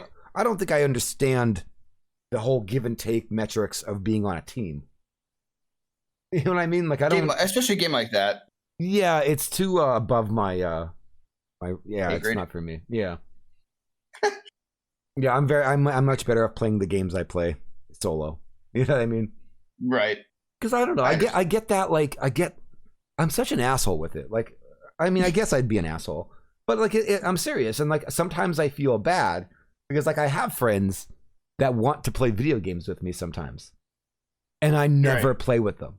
And it's not that I don't want to have fun with them. It's just the games they play. You don't. It's not your thing. Or even like if Diablo came out, like Diablo 4 came out, right? And here it is. Say Diablo 4 comes out, everyone wants to play, we're all jumping in. Diablo 2 comes out, everyone's jumping in. The first thing everybody's going to say is, all right, man, let's get together. We get more experience. Let's go do it. And I'm going to be like, hold on a second there. Wait a second. Sorry, I only play solo hardcore. So, no, I can't. But it'll be fun. But it's not solo hardcore. And I only do that. But just try it. I can't. Just can't. You know what I mean? It's one of those, it's like, you get so accustomed to doing your own thing. Yeah. And then when it's like, you try to conform to everyone else, like, I get exactly what you mean. Like, playing, like, Call of Duty. Mm-hmm. I only do team deathmatch and hardcore. Mm-hmm. When it comes to different game modes, I'm like... Yep. And it's funny. Freaking out. In the real world, I'm like so much different. Like in the real world, I want to go out to, I'd want to go out to like a party or a bar and everybody came out. You know what I mean? Right. For me, it's like the more the merrier. Like I want to have 15 people I know. I want to have 30 people I know, as many as I can. And I'll grab a beer and I'll bounce into, and I'll talk to everybody all night long. You know what I mean? And I will have the time of my life and I will love every second of it. When it comes down to video games, I only want to be myself. Like, I don't want anybody. Like, I'm a completely it's like opposite. You just want to be secluded from society when you do it. Yes, I'm completely opposite when it comes to video games. It's so bad. What if you have 3 buddies all doing hardcore with you? Nope, wouldn't do it. Can't do it, Trevor. Nope. You're selfish. But why? I don't want to. It's about the challenge is. It's about the challenge for me. The challenge is I want to do this by myself. Get my own gear myself, do everything myself, and that's it, you know? You don't want to just blame everyone else. I see how it is. Everything I do it's all goals and challenges for myself, you know? And I can't... Well, right, but I mean, like, the problem is, too, like, I run into the issue of hardcore games like Diablo type deal. If one person screws up, it 99% of the time screws everyone else over. Right. It does. And if you've been working, you're behind on something, you're gonna lose your shit because you're just so mad. But that's but that's the thing, like, too, is you can take really any game in the equation, and you'll know, like, I'm very much and this is why when I put a challenge out or something like that for myself, I'm unbelievably competitive, but I'm unbelievably competitive with myself anymore. You know what I mean? Like, that's just how I am. But for like my game of choice for 10 years of my life pretty much was StarCraft 2. And the reason why StarCraft 2 was one of my game of choices was because no one could blame anybody else. And that's what I loved about it. You know what I mean? For example, like, you could play on a Call of Duty team, or I don't know, whatever, you name it. You could play on any one of those teams, Counter-Strike, yada, yada, yada. Right. And at some point, you're just going to be like, I assume you all have guns and crack. Oh, shit. Hold on. We got a raid coming in here. Hey, everybody. Thank you. Oh, boy, we have a party. Elder Mohawk, thank you very much for the raid. I appreciate it. Hey, what's going on? Hi. Hi. Blah, blah, blah, blah, blah, blah, blah. Hi. Sorry about that. But you could have all those games, and at the end of the day, say your team loses, right? Right. What do you have? You could blame, maybe you did something wrong. Maybe one of your teammates did something wrong. As a whole, you did something. There's a lot of fucking fingers that can get pointed all over the place, right? Right. Well, why didn't you play objective? Why didn't you do this? Why did you? And then someone gets madder than the other person. This person's mad. I'm mad. Who's mad? Everyone's mad. Here's my point. StarCraft 2. Perfectly balanced. 1 versus 1. If you lose, that is your fucking fault. You cannot fucking blame the other person. You can't blame someone sitting next to you. You can't blame anybody. Except even if you did a 2v2, you suck. That's it. You know even those games, even if you did a 2v2, right? If no one did that serious, no one took it seriously. But no. But I'm saying, like, you could even use it in the same concept, because if you're doing 2v2s, you're not responsible for what the other guy does to his base. True. Or vice versa. So I mean, yeah, you can help out defend or whatever, or attack, but you're not. You can't blame them because you lost. Right. But hey. Sorry, I was just catching back up with the chat quick. Ryu said, I only play with other people in hardcore when I need to be boosted back to max level after a death. Using using friends as tactical advantages. That is absolutely true. Only with Diablo 3 though, because it was so easy in Diablo 3. But that's very true. Both hello. Hi. Elder Mohawk, thank you again. Madhouse, what's up? That's the best thing in the world. Is you're getting called out about it. It's like you I don't feel bad about it. Like, what the hell? Well, if Diablo 3, you could get power leveled in 5 fucking minutes. Who cares? You know what I mean? Oh yeah, no, I know that. You're not wrong, but yeah, Grim Dawn was a totally different thing. Yeah, but that's how I got with competitive stuff. Like, I'm really, really bad with that stuff. Like, really bad. Trust me, you don't want to play anything competitive with me. Nobody. You think you do, but you don't. You sure? Everyone, like, you think you do, but you don't. Because, like, at some point, what happens is I get really addictive personalities towards things. And if I get into something and that something's competitive, you best believe I'm going to study and I'm going to figure out all these things all day at work, and when I'm supposed to be doing my job but I'm not. I'm going to figure out, like, all these things. I'm going to read about it. I'm going to do all these things. And then if I play really well and someone else doesn't, I'm going to get mad. Because that's how I get. So it's better that I don't play with people and I just play by myself. But you do that now anyway, when you sit there and you waste your time at work looking to do stuff and how to figure it all out. Yeah, basically. So it's not any different. Right. But it's just one of those things, though. Like, I know what you mean. I get what you mean. You don't want to blame anyone else but yourself. You go 1 versus 1, and that's it. That's how I look at it. 1v1 is the ultimate. And there's many examples why. Chess would be the number one example. Okay, yeah, I'll give you that one. All right. The ultimate battle of war, chess. 1v1. That's all you need. No one else to blame except for yourself. You know? Yeah, that's true. I'll give you that one. I'll give you that. All right. But that's how I feel about all those games. It was always, even like, what else is out there now? Competitive. Hearthstone. I don't know if that people really still play there or not. But that's, again, 1v1, you know? Any kind of card game, really. Yeah. because we're at that point. No one else is playing your hand or your deck or anything like that. Driver goes, the irony is you're surprisingly not competitive with any of your coworkers when it comes to sales. That's the damn truth. Yeah, I don't give a shit at all. I'm trying to get fired. It's not happening though. It's because you're trying. You gotta not try. No, because I keep selling friggin' cars and I don't want to. Then don't do it. I try so hard to not do anything, and then every once in a while I have to sell a car, and it's like, fuck. No, I don't look like I'm horrible, and I want to look horrible, so I just get fired. Oh, yeah.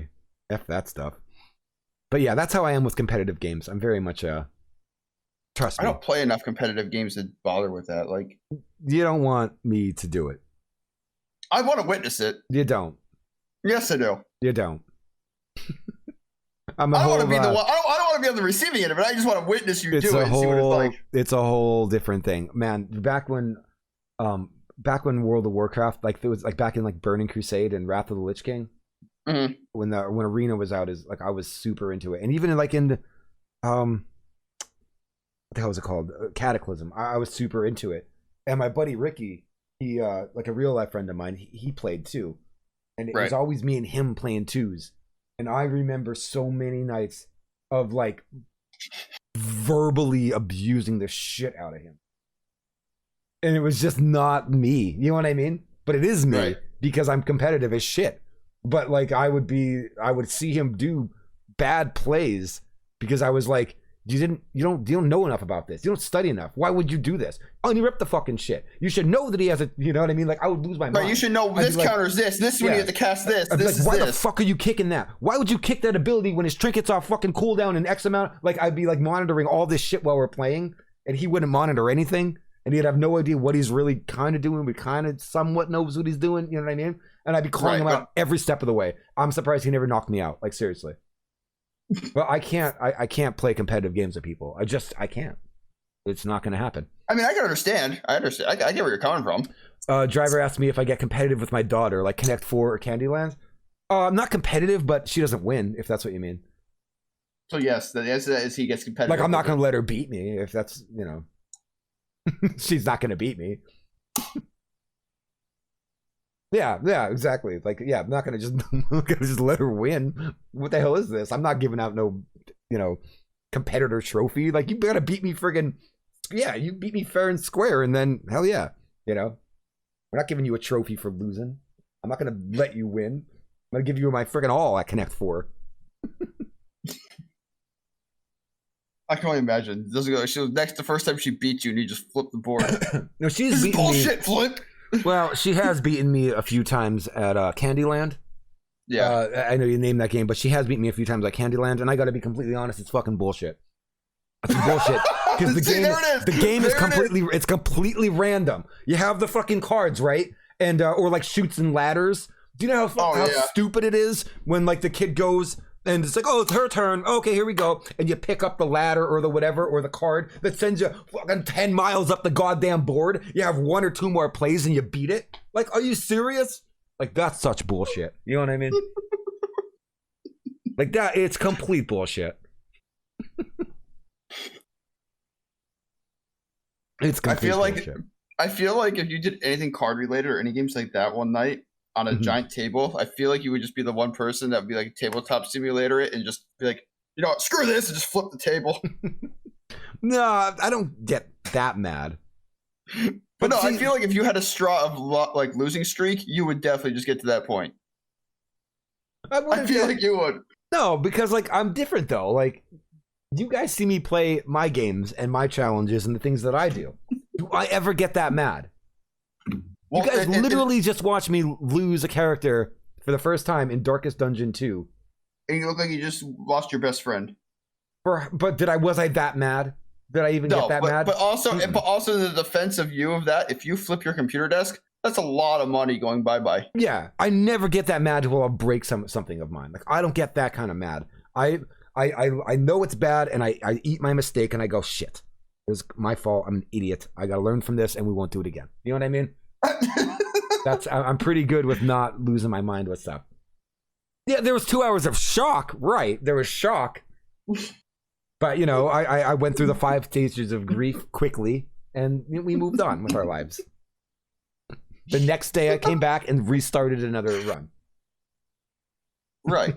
And look where it ended up. Mm-hmm. I'm slowly working up towards having 2 halves of an Xbox controller. Did you smash yours? I can't do. I will say I am clearly never smashed a controller. I will gladly admit that. Keyboard, any of that, never done it. No, I know people that have. My one buddy who was an ex-Marine, he's gone through 7 controllers because of Call of Duty. Driver, I did. Yes, I did try to blame Ryu and age, but it's 100% certainly in a more joking manner of my humor. I don't actually blame people for my death there. It's not someone's fault but me. Did I actually ever tell you the Black Ops 2 story? No. With the game? Okay. So since we're talking about breaking stuff. Mattis, you crushed your controller with your hands? They're not. Hulk hands?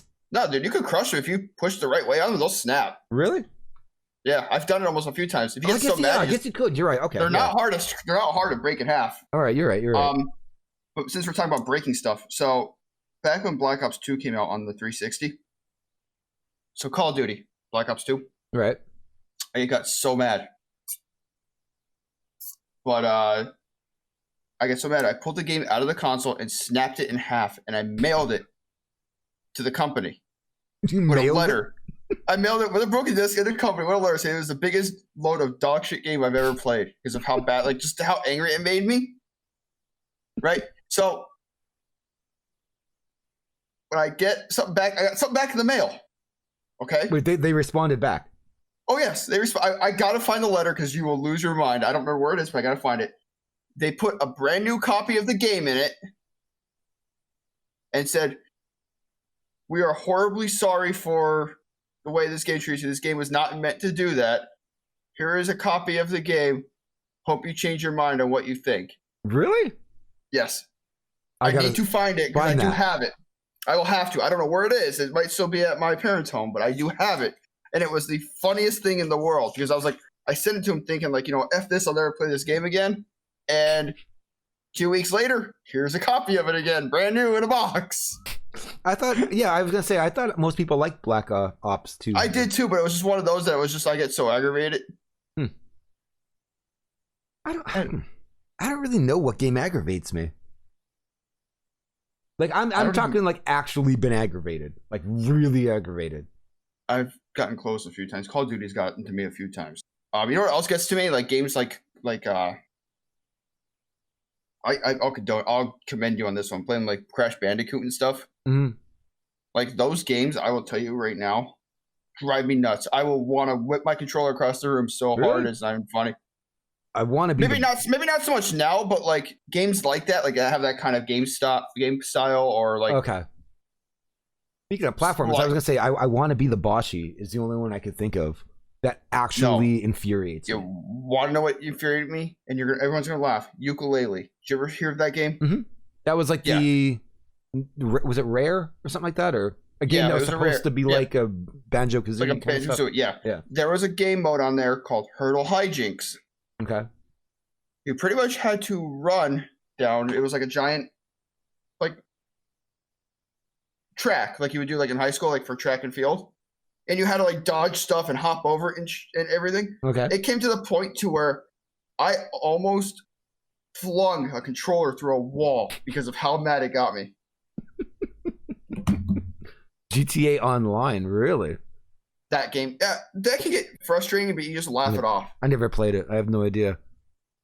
Oh my God, what did Driver say here? Don't get me started on the mid-1980s Oregon Trail text game. Text bang to shoot the animal. You have to type it 12 times in a row, and then the 12th time you missed. You starved to death 2 days later. It was so fucking rigged. Fuck Oregon.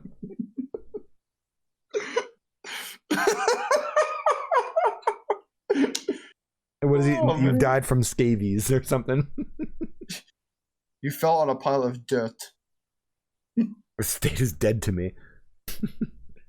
Yeah, the only one that actually would get me frustrated would be like, I want to be the Boshi. That would be like actually physically need to get up and walk away for a few minutes. You know what I mean?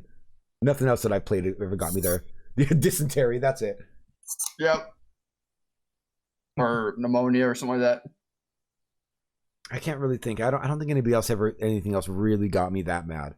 I mean, well, I've been mad at StarCraft, but I've never streamed. Or like, you know what else StarCraft. got me aggravated a lot? Like Bloodborne and stuff like that. That I've never been mad at any of that stuff. Like that stuff gets me aggravated. Not like right off the bat, like not like the first time, but like when it's the same crap over and over and over and over and over and over and over, it's like, okay, enough. Well, why don't you just try not dying, and then You think I didn't you try don't that? have to worry about going over and over and over again, you know? Well, see, what screwed me up was when I played Bloodborne, I didn't realize that when you die, if you don't go to the campfire or unlock a campfire from beating a boss, you start back at the goddamn beginning, and I didn't realize that. Oh, okay. And I kept dying like so soon, so I thought nothing of it. And then when I finally beat like a boss, and I finally started getting going, and I was like lost off a course and like trying to fight like a random thing when I was way under geared. Right. And I'm like, and I died, and I started all the way back, and I don't even know how I got there. And I was like, nope. Just done. I've always loved those games. I've never been. They've never bothered me. I don't mind them now. Like I don't mind them now because I know what I'm doing. But like back then when they first came out, I had no clue. Right. I've seen like you. I mean, I've freaked out over StarCraft, but I've never streamed it before, so you'll never see it. But I've been playing that game, and I had someone like I missed a scout or something like that. You know what I mean? Yeah. Like I misscouted something because the game's fucking fast. You know what I mean? And Right. I'm trying to do all this other stuff. I missed the scout, and all of a sudden I'm getting like inner based fucking hijinks or something weird's going on. I see it late, and then like I lose my mind. I lose my mind. Like I've smashed my mouse. I've never like broken controllers, but like I picked my mouse up playing StarCraft, I think at least twice, and just jammed it off the table, like out of I've done that. With Call purely of pissed Duty. off. Yeah. The only thing that was nice about my mouse is that the back comes off because it has the weights in it. So I could turn around, and if you slam it too hard, it like explodes. So then all the weights and everything go everywhere. Nice. That sounds lovely. Oh yeah, I did it just the other day because the problem is on the mouse, on the 502, the lip right here is what pushes off the back. That's the back. See what I mean? So if you bash it in the corner, it flings the back cover off. And since the weights are just laying in it, Right. they just go everywhere. Beautiful. Right. I did that just the other day. I don't know.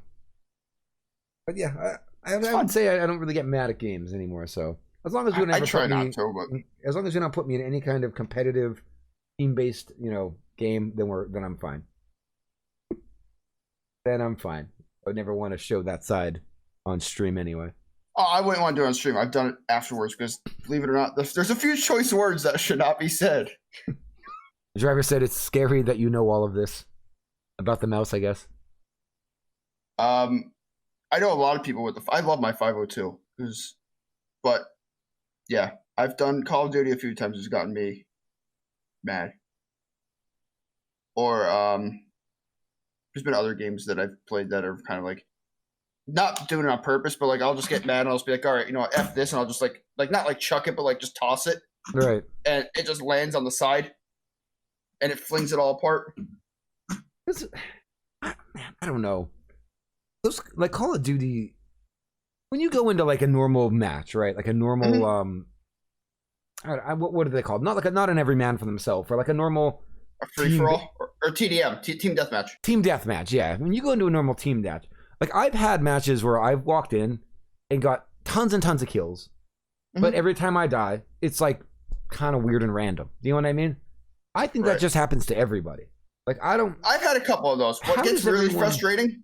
Here's where I get frustrated. Okay, this is just me in general. I can't speak for everyone else, but I'm sure it's. I'm in a big chunk of this. Campers. So people that just sit in a corner, or people that just like behind sit a door, laying on the ground or some shit. Right. Yeah. That spawn killing, when you just like instantly spawn, like you die out in the field somewhere, you come back and spawn, and you just go like this, and then you're just dead again. Right. That, or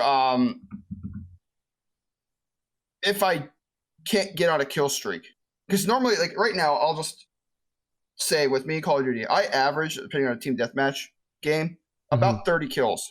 My KD on COD, on paper, doesn't seem like it, but I can average almost 2-1 every game. Or like 2 or 3-1 most of the games. And I usually just like, yeah, okay, I'm good, I'm better than all that. Then you get those games that like you can barely get 1-1, and you just want to like just rip your just blow your brains out almost, like not literally, but like that's how you feel, like you're just that much enraged. I have a hard time with understanding some of those things because like I know there's the kill to death ratio. Yes.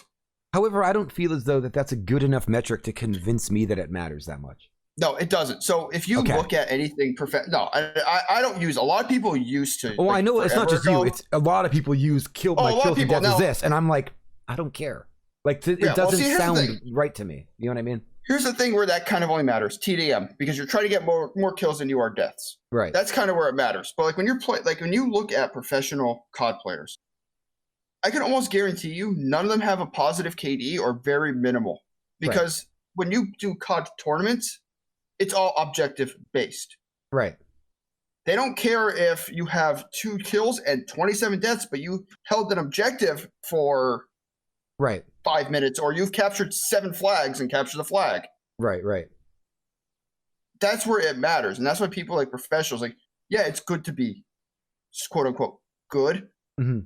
But you got to look at the win-loss. The win-loss ratio is what more people care about, because that means you're playing the game how it's meant to be played. Objective game, domination, capture the flag. You're playing the game as it's meant to be played. But like a normal person just jumping into lobbies and playing with random people on their team, obviously there's not coordinated, they're not whatever. And kill to death to me would mean nothing, because you're not coordinated, so you're not doing objectives. You're running around. Sure, maybe you can kill a bunch of people. That's awesome. But you turn a corner, somebody was camping there, you're dead. You go the other way around, someone snipes you real quick, you can't see it coming, you're dead. Go around this other door, someone's camping that door, you're dead. Did you misplay? No. It's just you die so fucking fast sometimes. Well, that and you know what else is too? It doesn't matter. When I played COD, I'm old school COD. You run around. You don't sit in, like, you know what I mean? You don't sit in a corner. You don't control. Like, you run around. You run around. You hip fire. You're sprinting around. You're doing all of that. Like, that's COD to me. Running around, fast paced. And that's what irritates me. People that will spend like the money to just be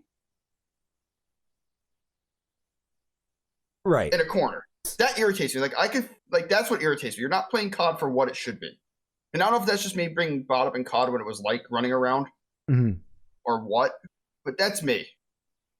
I'd rather enjoy run around, fast paced, the whole 9 yards. I would say, like, for someone, in my opinion, for me to say like that they're good or that I would think they're good, it would have to be one of a few conditions.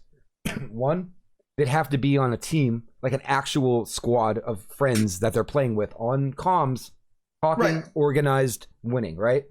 Right. So if they were doing COD and they were going it that way, perfect.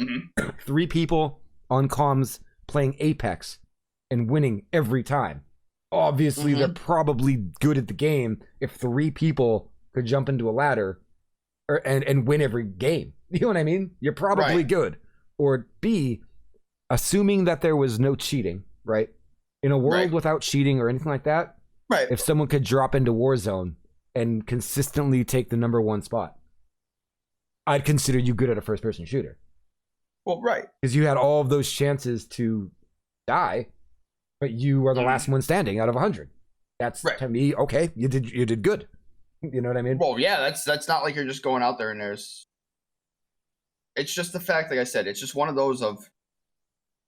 I just grew up old school COD. That's partly why I get mad. But again, if you look at pretty much 90% of professional players, they're all playing objective-based game modes. They're not playing like a TDM or a free-for-all. Right. Where you get the most kills and you win. Right. That's not the thing. Or whatever the case. That doesn't matter. Because you never play TDM. When you watch professional game modes, you don't play TDM. It's domination, hardpoint, or King of the Hill, so to speak. Like, you play game modes like that. And it's based off of who can work as a team the best to win. That's what it is. Gotcha. Elder Mohawk was saying the fact that the maps are made to be tactically unsound makes teamwork difficult. Now, did you mean is that towards Call of Duty? Because I thought because I know like Counter-Strike and stuff like that is like 1-for-1 matching. You know what I mean? So it's like the same on both sides. Same with Valorant. That's how Valorant was. So that's how they used to do COD. So COD used to be like Valorant. There's 3 sections. There's 3 sections. You have a center, a left, and a right. Right. Or whatever way I'm looking at in the camera here. But you have a big circle or square, and it's 3 sections. Yeah, there's little sections you can cut in between and stuff. Mm-hmm. But there's 3 main areas. The new maps now are nothing like that. Okay. Gotcha. So they're just like they're just randomly things are placed wherever. Okay. Correct. And they try to cater it to realistic warfare. I mean, there's a lot of windows, there's a lot of doors, there's a lot of corners, which I get. But the game's meant to be played fast paced, so that doesn't work out per se. If they're not giving you a map where both sides are mirrored versions of each other that a team can correlate, or at least that a team can work on, then it's just a game made for someone like me that wants to play a really fast arcade shooter. You know Basically, what I mean? yeah. Because to me, I would say it's not competitive. I don't think like it's military things. Like when you look at real military, you're coordinated, you're slow paced, you're checking every corner, nook and cranny, windows, doors, closets, whatever. Call of Duty being so what it is makes it difficult. Right. Yeah, I would look at that game and call it more of like a fun arcade game. You know what I mean? Right, and that's kind of where it is. It's one of those of it's not. People want to play it. They want to make it like an actual military game, but COD was never meant to be played like that. Right. That's the problem.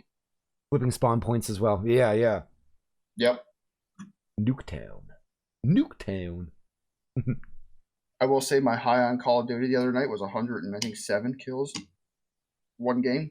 Really? Yeah, on shipment. Yeah, arcade shooter with a military paint job. Yeah, exactly. Yeah, that's 100%. That's where like Battlefield comes in a little bit more handy. You know what I mean? Where it's more slower paced, it's more thought out, it's more not so much that. But there's something to say. But it depends on what level of competitive we want to get to. At what point is Battlefield? There's no team of 40 people with their matching jackets going on stage. 40 of them playing as a team. That's not happening either. You know but I'm talking about like when you have squads, because Battlefield has the squads of 4 or 5. Yeah, you can like fill in. So like you say, you have like 4 of us are playing. We can all coordinate as a squad, so to speak. Right. But Battlefield is so much slower paced. You're not going into Battlefield and running and sprinting everyone, just halo jump and drop shot and doing a backflip with a barrel roll to kill someone. Right. Pull up your sniper rifle so quick that you can shoot someone like 100 meters away just by going think. Doesn't exist. So that's why I look at it. If you want a nice, slow paced, more objective-y type game, Battlefield. Right. You want to lose your mind in fast paced arcade shooter, Call of Duty. Well, what's the game then now? Like, what are the pros doing? Like, what is in the pro scene as far as the first person shooter? I know. Rainbow Six Siege is still in there, big time. They're on year 6 right now. Year 6, first quarter of the season. That game is still competitive to this day, multiple times a year. That game 100% requires teamwork. There is no ifs, ands, or buts about it. You cannot go into that game single and come out as a win. Gotcha. Because all the operators work hand in hand with each other in some way, shape, or form. Right. Blow the door, kick the door, or some shit. Coordinate whatever the case. You have a breach, whatever the case. Defense, offensive, certain operators are meant to work with each other. Right. And if you're just being a random bunch of people, just picking, you just like to play this person, you're not going to work well. Who is that? So we have Rainbow Six. Like, what other games like right now is like the pro scene on? Like, who's making the money? Like, where are the pros? What are the pro players? Where are they making their money right now? Valorant was a big one. Is Counter-Strike still really big, or is that like CS:GO? I think is still still going. A big one. Got it. Fortnite not so much. Call of Duty still kind of is, but I think Call of Duty's gone downhill real bad. Apex here and there, if I'm not mistaken. They really don't do battle royale type games as competitive because it's just too much to control. Right. Well, yeah, but battle royale technically mean, your team versus you could put a couple teams in the Right, thing, but and whoever wins. yeah, You know which what you're right, but I don't think they're it's more of like a 5v5 or a 6v6 squads, like so like CS:GO, Valorant, Call of Duty, depending, Rainbow Six Siege, games like that are still you still get the Madden, you still get the MLB, not so much, but Madden you still have going on. I still think they should develop what I would believe to be the greatest FPS game of all time, and they won't do it. What's that? I want an FPS that works like Doom. So, like, take it could be the original kind of Doom, or it could be like Doom Eternal. Okay. Let's go Doom Eternal because that people know that. So, like the new Doom style, right? I want a game like that that's fast and furiously crazy with enemies in it. I want enemies, and the same amount of enemies or more enemies, like Doom has, coming at you at all times that you have to deal with and shoot, while also being in a map against like 40 people, So all like of a you with the same shit. PvE type deal. Yeah, I'd want that. And it'd be like Last Man Standing. What game was it that I just know that has that? What the hell was it? But I want like it would be like an adrenaline. Like from the second you walk in there, it feels like someone put adrenaline in your heart and hit it. You know what I mean? There was that game had that, something like that, PvE, but it wasn't. It was a little bit more bigger based. It was not one of those games like stupid. I know what you're talking about. Well, Crucible was pretty decent. I don't know. It wasn't that. That's not what I'm thinking of. I was thinking of Planet Side, or what am I thinking of? Planet Side 2 or something like that. There was another PvE thing, but it wasn't the same. Like this would be like a couple of them. This would be like, imagine you're playing a new Doom game, like Doom or Doom Eternal. Right, like how nuts it is. And it's all fast, and the music's pumping it, and you're trying to kill all these demons. Now imagine 40 other people around you doing the same damn thing, and you have to kill them too. Why are you trying to do both at the same time? That would be awesome.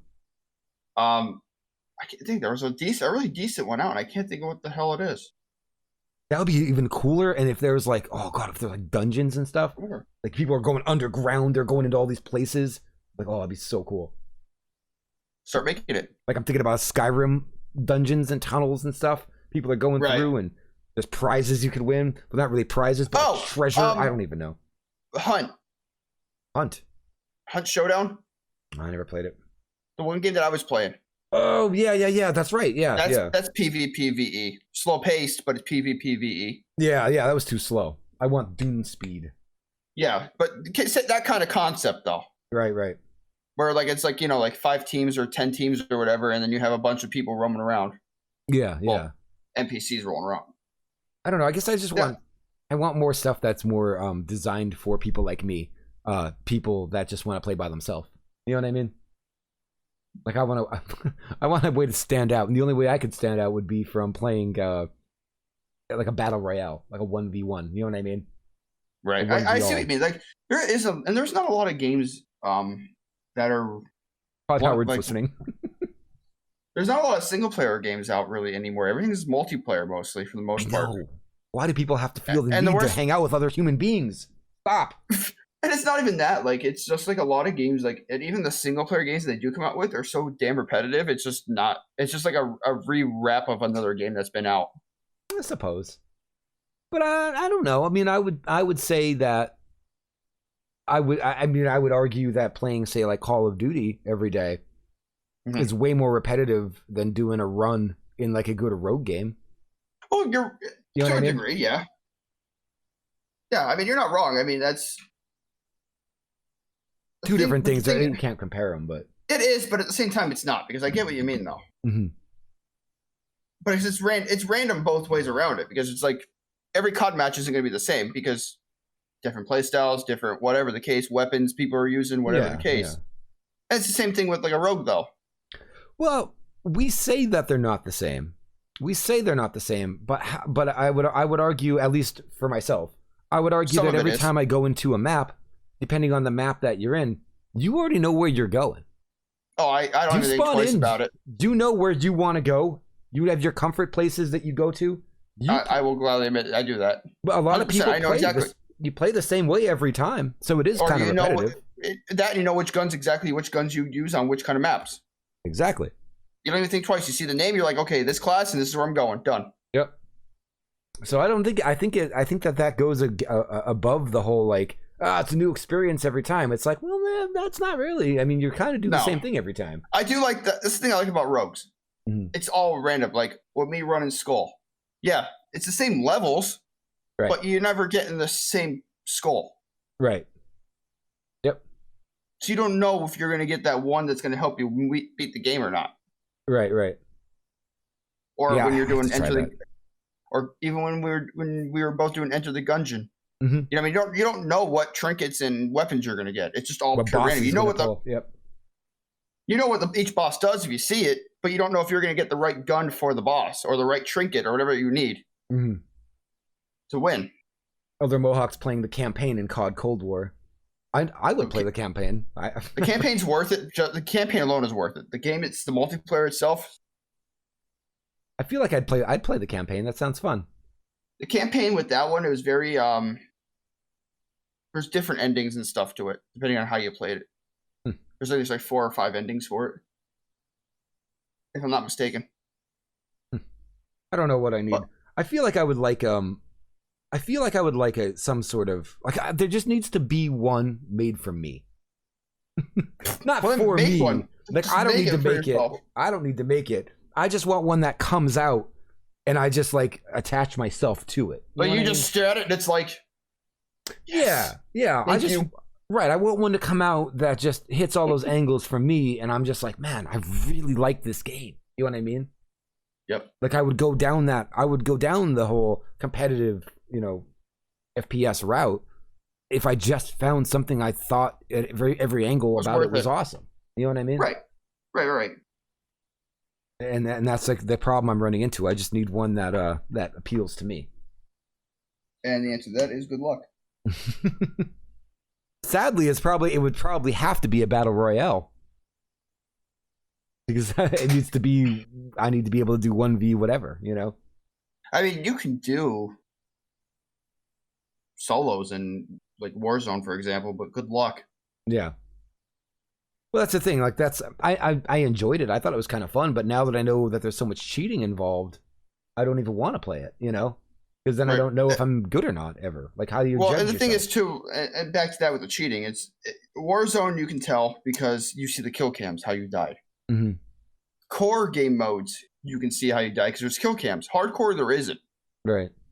So you can't tell until you can physically prove it. Right. So it's kind of hard. That's why like a lot of the cheaters I came across are in hardcore because you're never going to get caught. Right. Gotcha. Yeah, I don't know. I guess I don't think my game will ever exist. I don't think it'll ever exist. I don't think we'll ever have it.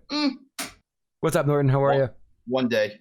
What are we on about? Right now we're on video games. We were talking about the competitive games and shooters and our opinions on all that kind of stuff.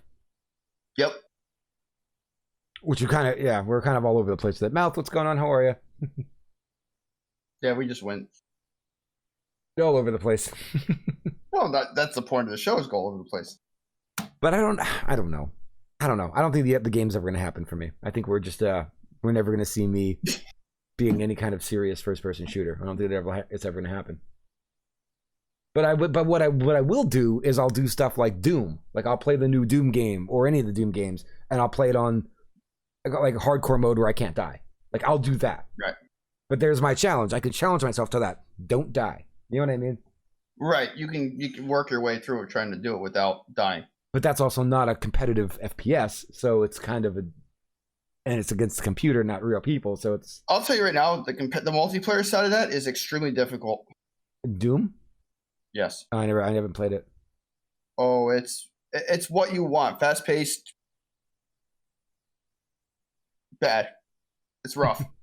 Is it like Quake? Like the original, like remember Quake when people were ripping in that game, going 80,000 miles an hour? Yeah, it's just about that. Because basically what it is a PvPvE almost, depending on the game mode. And it can get pretty hectic. Yeah, what's it called? Nightmare, Eternal Nightmare, I forget what it's called. Some kind of nightmare. Nightmare something. Yeah, I know that's something. Ultra Nightmare, that's it. I would like to try that at some point and see if I can do it. I'm sure I know I could do it, but I would like to do it. Actually do it. One life, yeah. I think So basically one hit. But see, that's a whole thing. Like I could probably do something like that, but it still doesn't mean like I would ever be good at a competitive shooter. You know what I mean? Right. It's just one of those. It's like, yeah, you can do it, but it's like, yeah. But at the same time, I would argue to wage that people that are good at competitive shooters may not be able to do that either. So I don't know. Correct.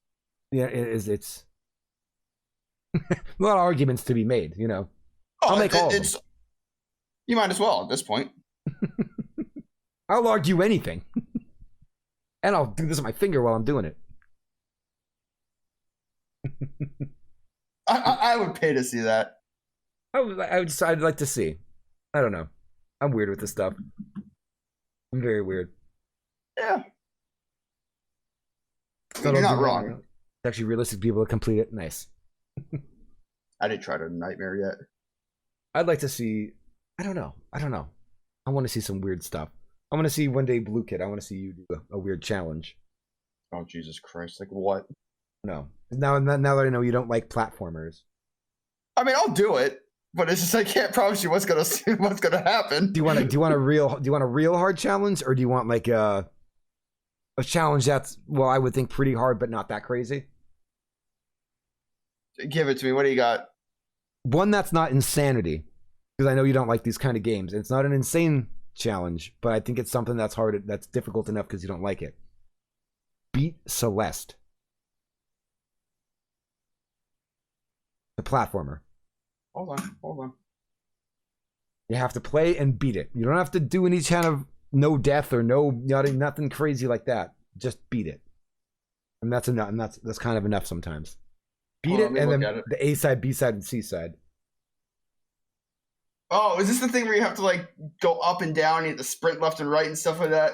Or dash, I guess if we call it? You have a dash, and your jumps are weird depending on what's going on in each area. All right, I'll give it a shot. But if you can beat that, and then the B sides and the C sides, that's quite a challenge. I beat that I 100%ed the game on stream, and it was one of my proudest accomplishments on stream. I was getting 100% on that. That's a difficult I'll give game. that, or me trying not to scream when I want to play a horror game. That's gonna be another one. Playing a hard game and not screaming. I still want to play that. I'm debating on it, on stream or not doing it. The Medium. What is that all about? Is that I saw people talking about it. Is it what's it so like? That's from my understanding. It's just like it's like a dual. It's about a person that like she's like a medium. We all know what a medium is. Yeah, like a person that stands in between like the spiritual world and the normal world. Right. Okay. This is the first game that you can go into both worlds as one of those at the same time. You can split between them. Interesting. So like you might turn around. Like I remember watching the one scene when it first came out. It was like the demo scene or something like that. She was in like this like old like junkyard or something, and there was a dragon demon walking around, and you'd like sneak around him. You know what I mean? And you can only see his like blurry outline of him. Okay. But if you switched over to the demon world, you could see him in full, but you can't see the terrain fully the right way. Oh, okay. Okay. So it's like a puzzle, like a horror, like a psychological horror puzzler type deal. Gotcha. That sounds interesting. I might like that. Yeah, I was debating on streaming it. After I got done with Skull, I was thinking about doing it. I hate hard games so much that I'm just saving all the hard games I've collected for Halloween or till like October. Yep. So next October I'll do another horror week and just get it out of my way in the horror week, and then I won't come back to it for another year. Well, what, you got a new Resident Evil come out this year? I don't know. I still have to do Nemesis. I still didn't do the new Resident Evil 3. I didn't do that yet. That was fun. That was a good game. It's really fast, isn't it? It's short, but Capcom puts in like a ton of achievements and like weird. It's not. Yeah. There's a lot of. It's not that bad. It's not long and it's not difficult, but they're redoing also.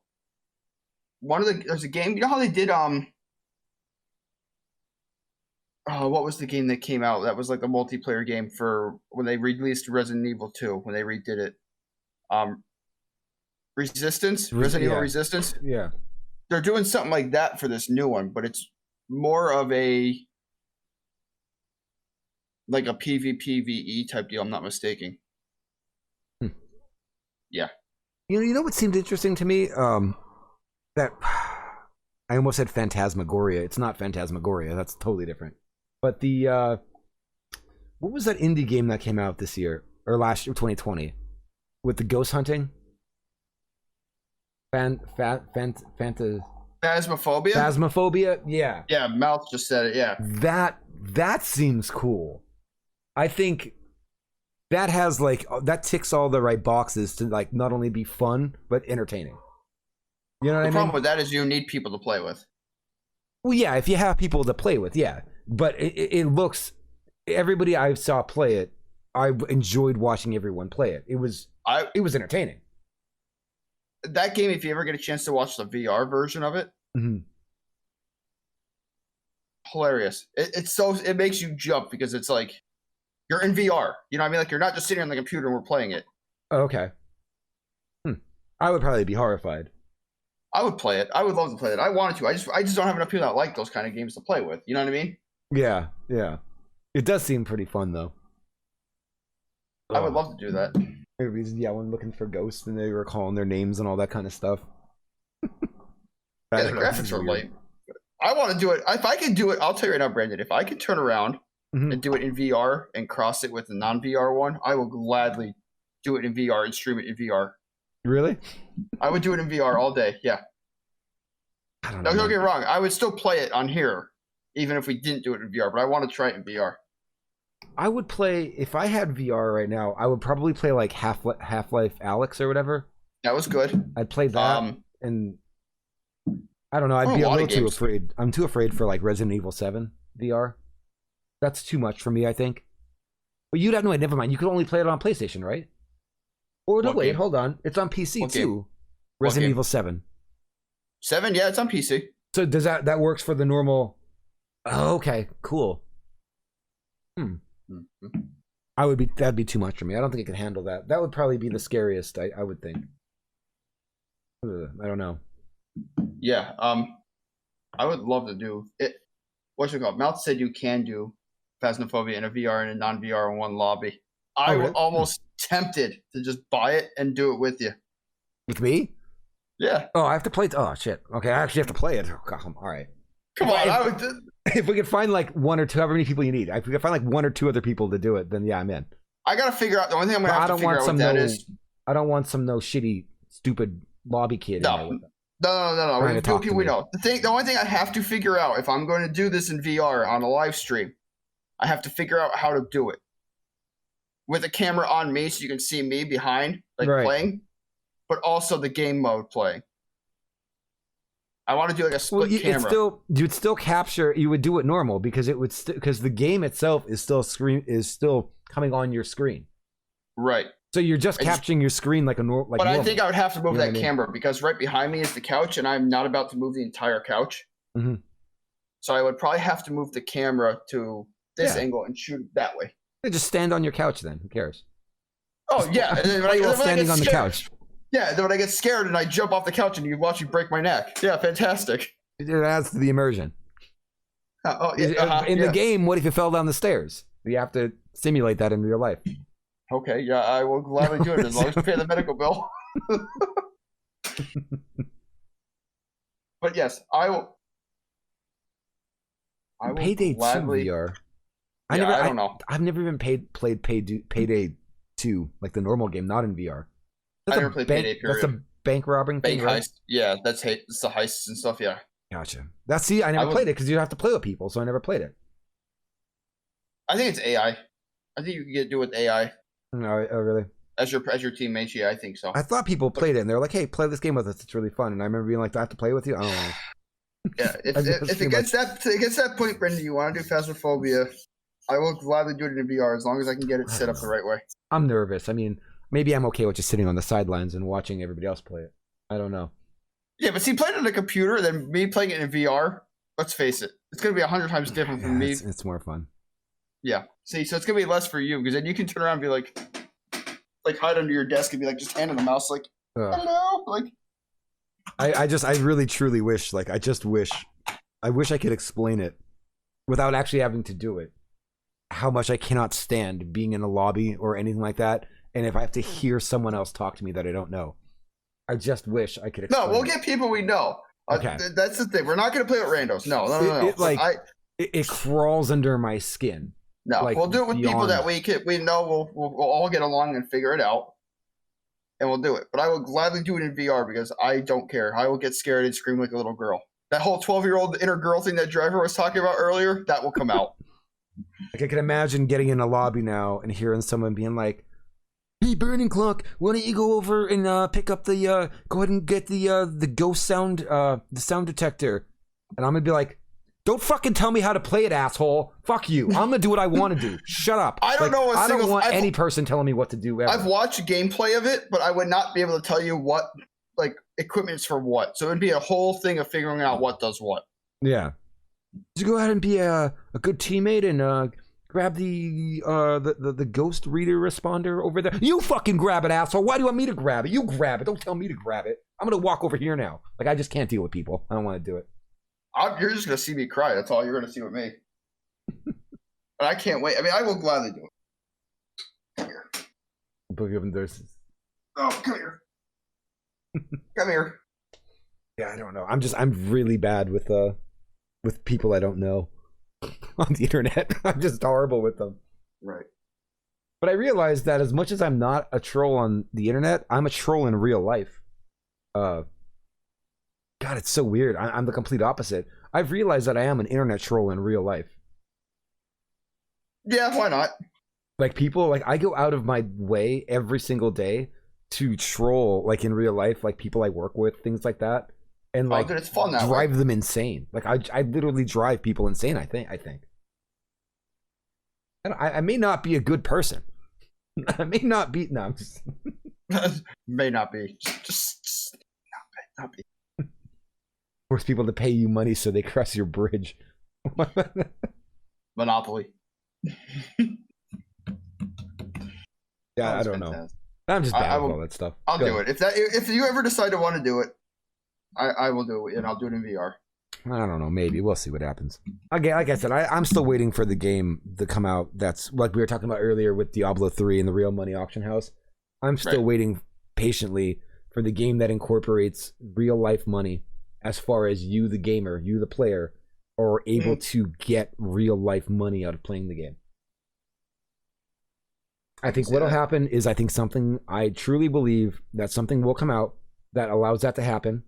Everybody will be accept what it is, and I think it'll blow up as far as like the next Fortnite or the next Minecraft. You know what I mean? Like that high of volume. It has to be a game that revolutionizes and is that big. And I truly believe that the next one that does that is going to have some sort of a way to incorporate playing the game with making yourself real life money. And I think that's the next step in the video game evolvement, like evolution. And from then, other people will figure out ways that you make money while you're playing their game. And it'll be probably along the lines of something like the Diablo 3 auction house system, because when you were selling things on there to other people for real money, they were, of course, taking a cut. Of course they were. Oh, I don't know how much they were. Why wouldn't they? 1%. There's no reason why wouldn't they? But they had commission fees. Of course they did. They have to make money. I get it.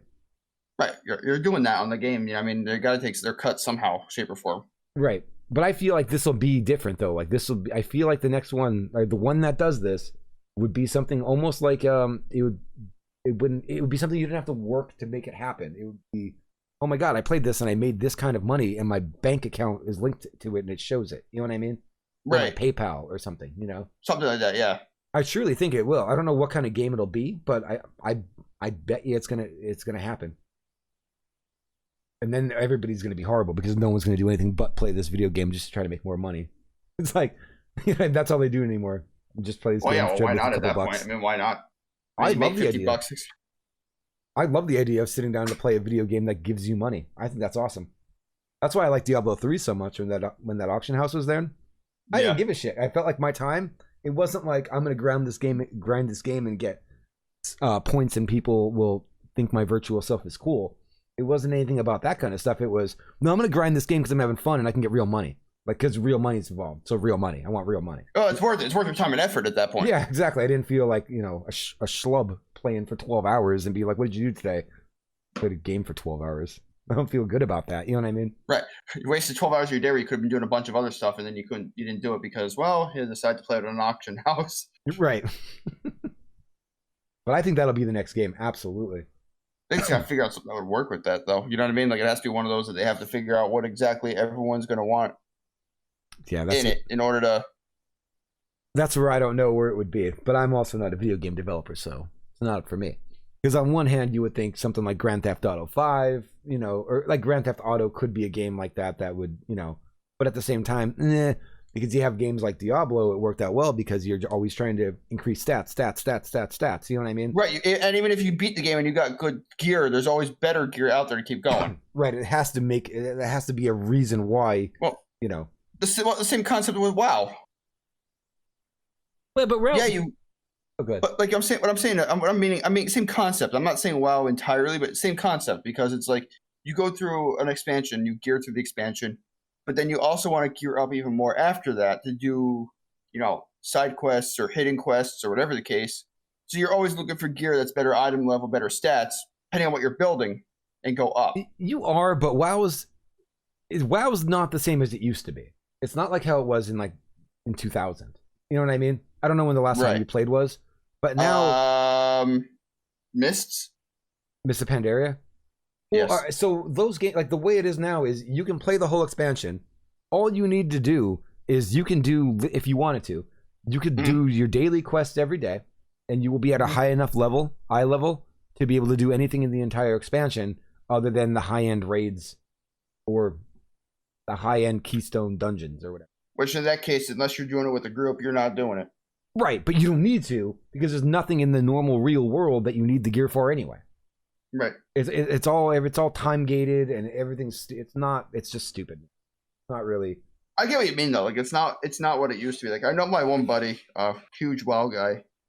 He used to like just go off about the auction houses, getting mounts, he was one of those people that would sit there and grind mounts to get the mounts from like the raids and the dungeons and stuff. I was too. And he would go around and sell it. I wouldn't do that. Well, he would get them and then try to get duplicates. Oh wait, how does he sell them though? Oh, like were they like bind on pick? I don't understand. Or we'd run people through auction. Them, or were they buying equip ones, or he was buying equip ones. Okay. He wasn't like selling accounts or anything, was he? No. What he would do is like he would go and like say like this raid has a whatever % drop of this mount. I'm trying to think of which ones are bind on equip that he could sell to somebody though. It might have not even been like because like pets and stuff like that. Pets were bind on equip, a lot of them, but mounts for the most part weren't. They were like you had to be there, you had to be in there because they were bind on pickup or whatever.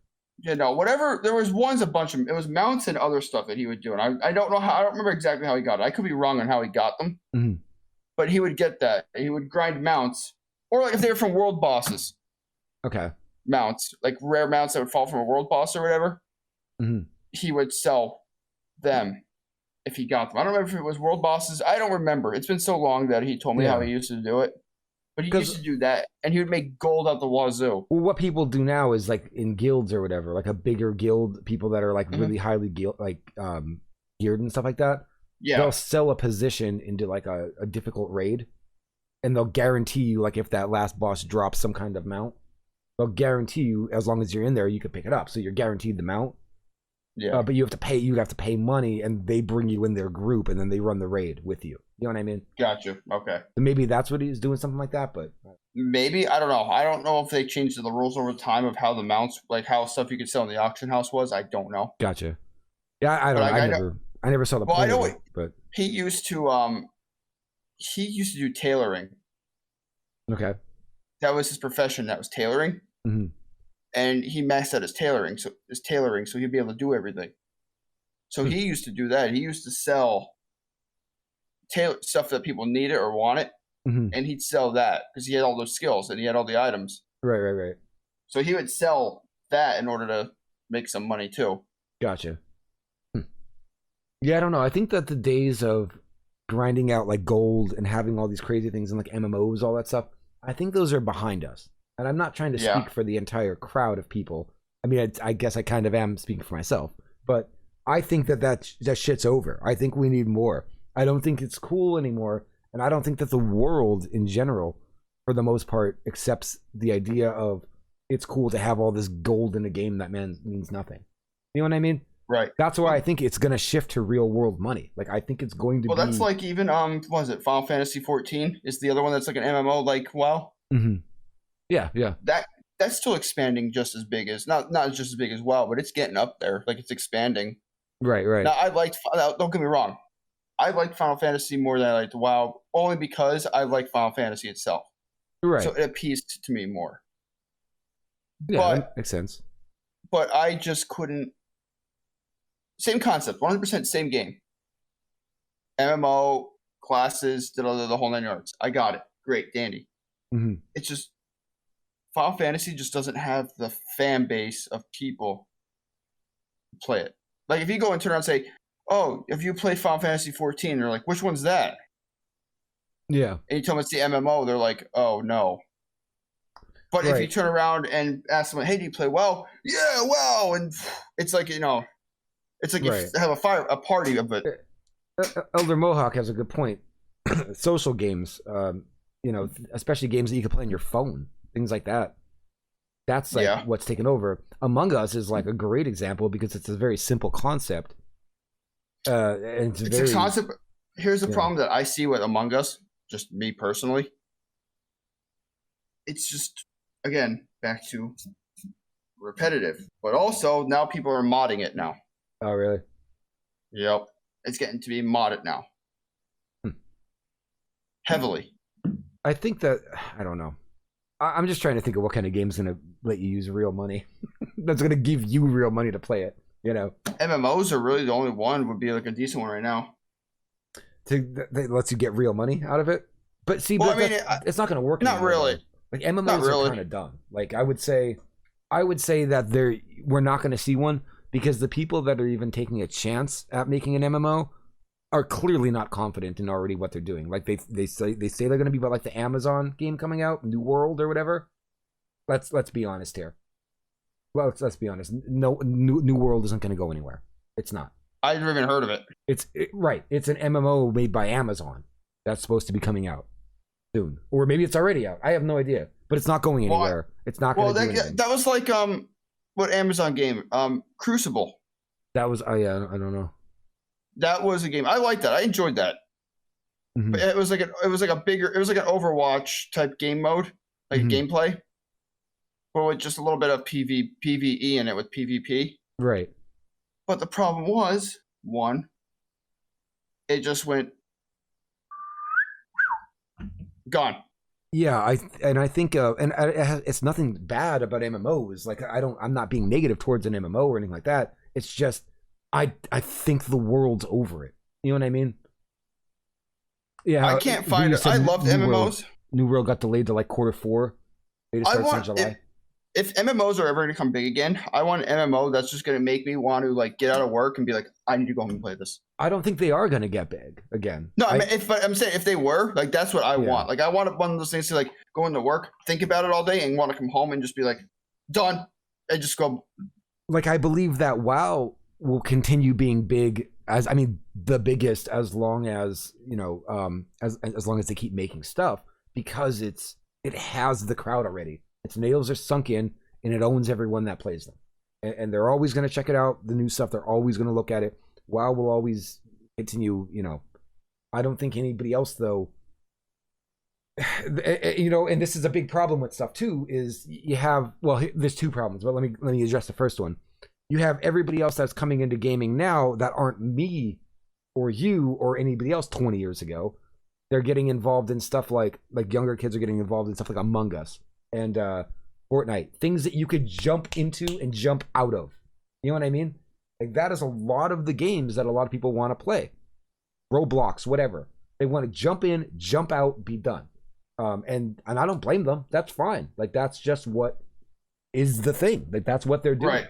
And that's, you're right. And but then you get the other hand of it with like a game like New World, where it's a team developing a big ass game.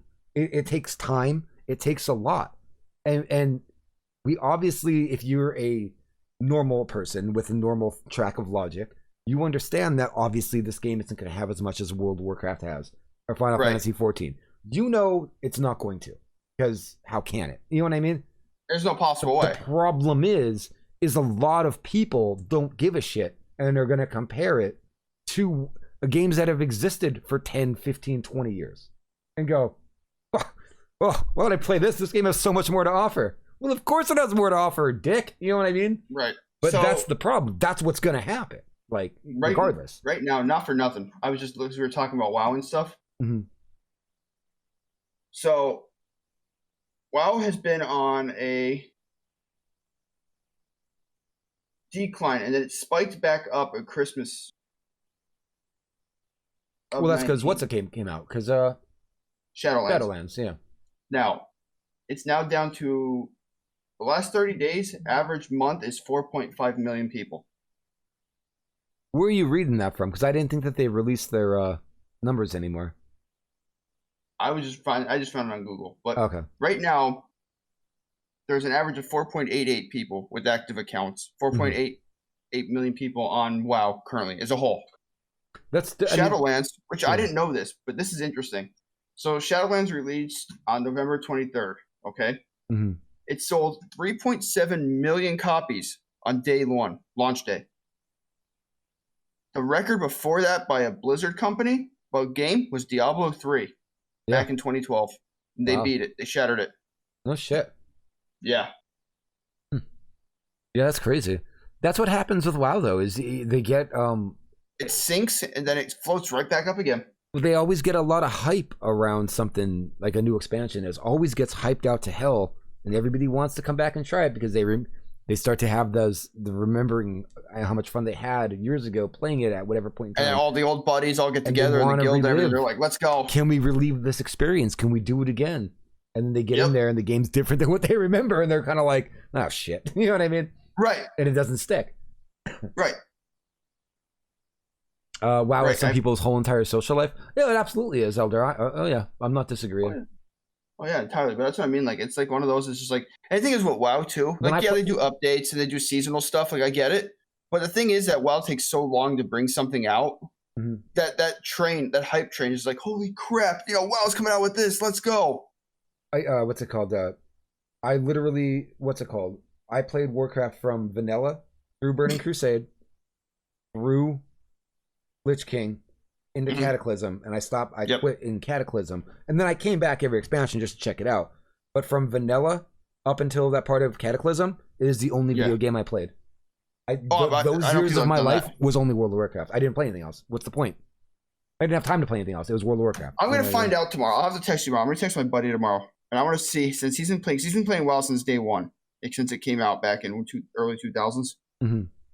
I want to see how many hours he has on it. 'Cause I know he has a stupid amount of hours. And I mean stupid, like enough to like want to like why? I can't blame people if somebody has a game they love and they can still have fun in it, and they don't need to play anything else. Yeah, I don't know what game I have the most hours in though. I couldn't tell you that. Mine would be WoW. Probably WoW, and then probably StarCraft 2. And then I don't know what else. I will say, if we're going, I don't know if like proven wise, I will say forever ago it used to be Age of Empires, like Command and Conquer and Age of Empires. Yeah.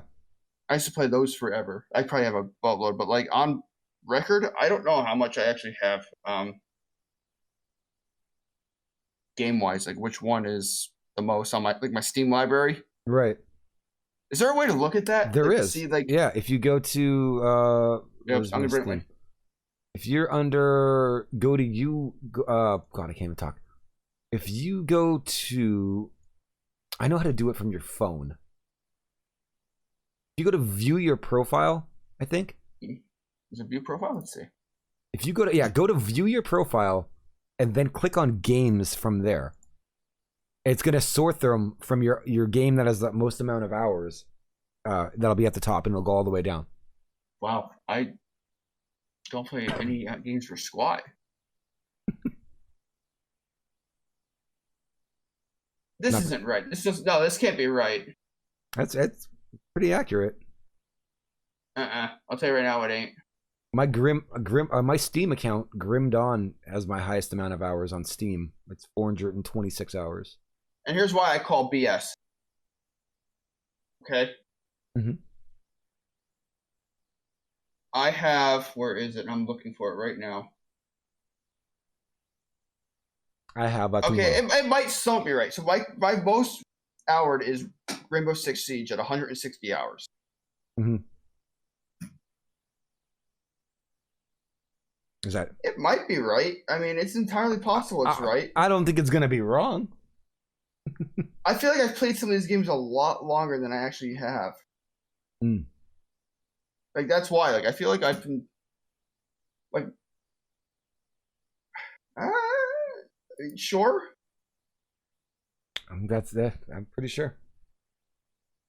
Okay, apparently I do. Oh, I didn't realize what time it was. Are you playing any games tonight?